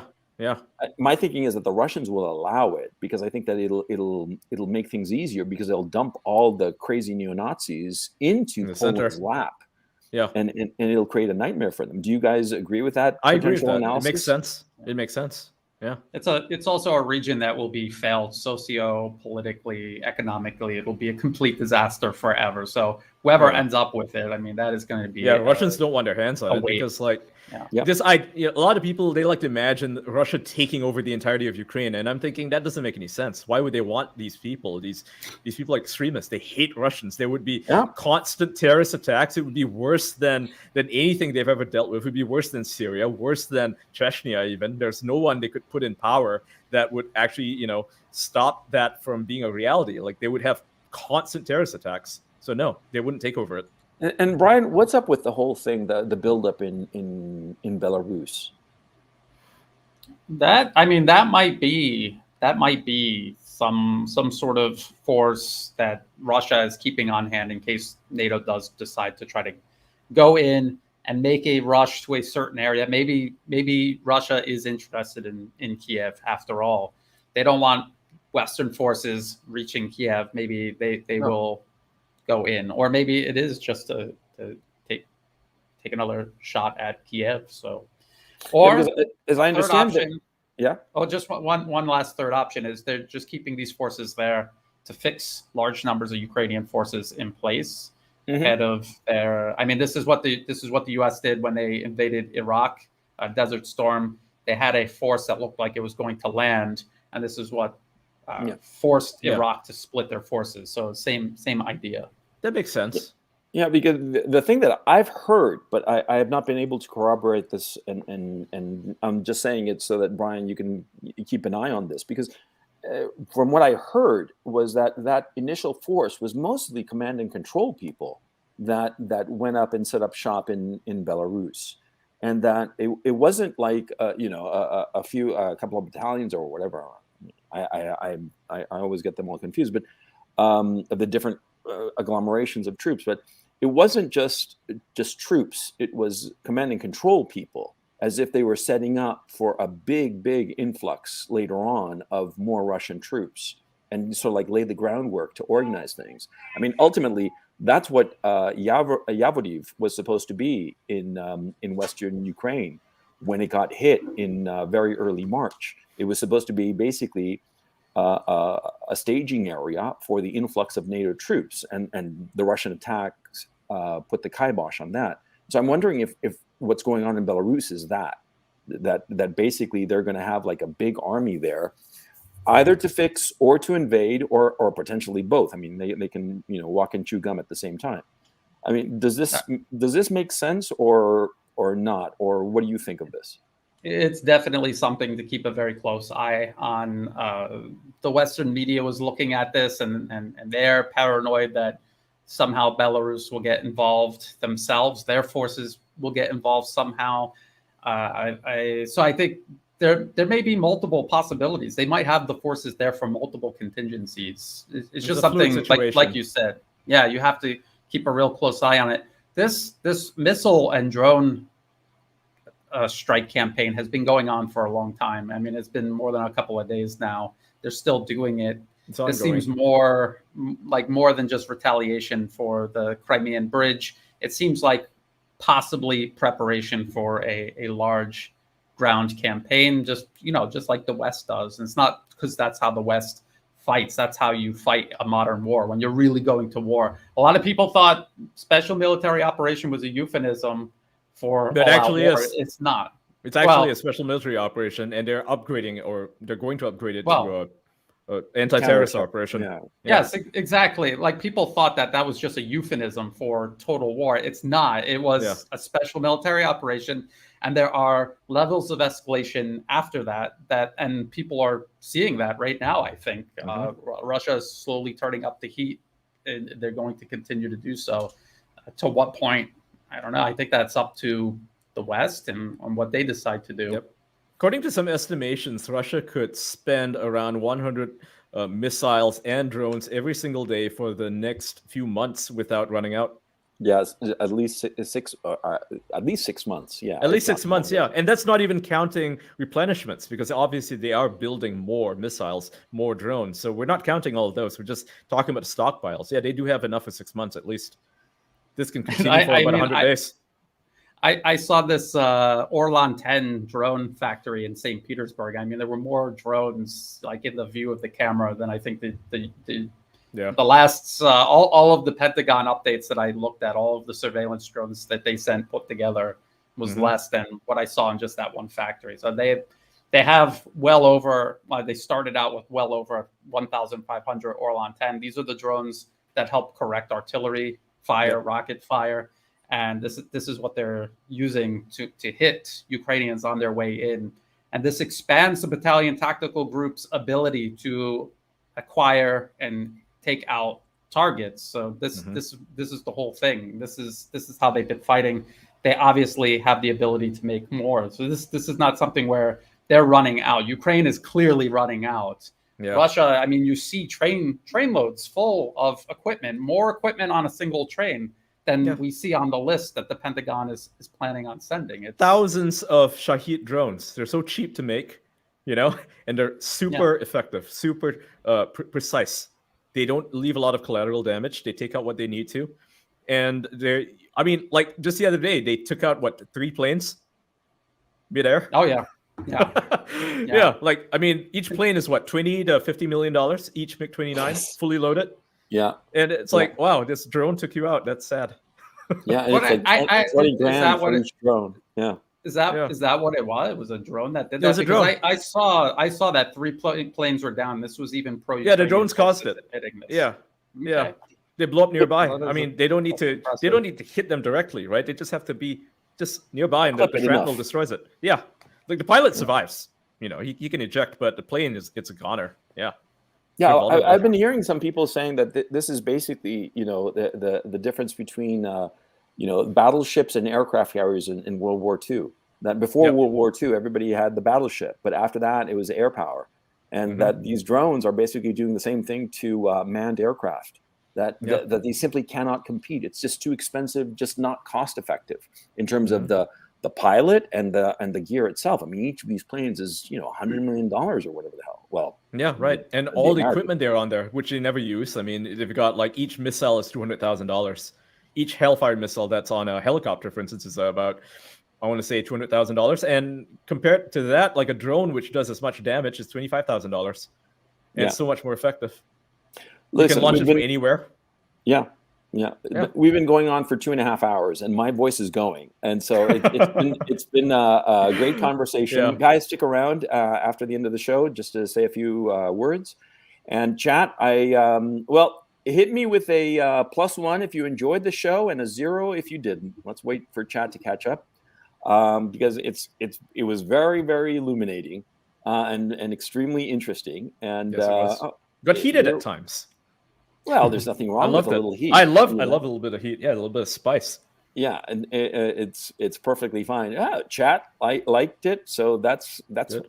You guys are our audience. So if you guys enjoy it, great. That's the whole point of the show. So with that, Ian, where can we find you? I put your Twitter in the description, but any place else that you can be found? Oh, absolutely. Yeah, you can find me on YouTube. I have a YouTube channel, youtube.com/catch up. Like, like catch up, not catch up, right? Catch up. Yeah. I got a gaming channel as well. Like I just launched it. It's Catch Up Gaming YT or whatever. It's in the catch up thing. You can find it on my Twitter. Yeah, on your Twitter, it'll be on your Twitter. It's all bio. there. So yeah. Yeah. And Brian, I haven't posted your links yet, but Brian is, of course, at the New Atlas on YouTube and nowhere else because he's been banned because, I'm on Telegram, but I have been banned off of Twitter and Facebook. Yeah, because look at him. They hate his nice shirts, starch shirts, and ties. That's why they hate him. Yeah. No, but I mean, Brian gives the best analysis, and Ian is on top of the zeitgeist like nobody else. So please go check them both out. Thanks very much to our guest Michael Tracey, who's also his link is in the description below. And so yeah, that's the show for today. Thank you so much for watching. I hope you enjoyed it, and I will see you next time.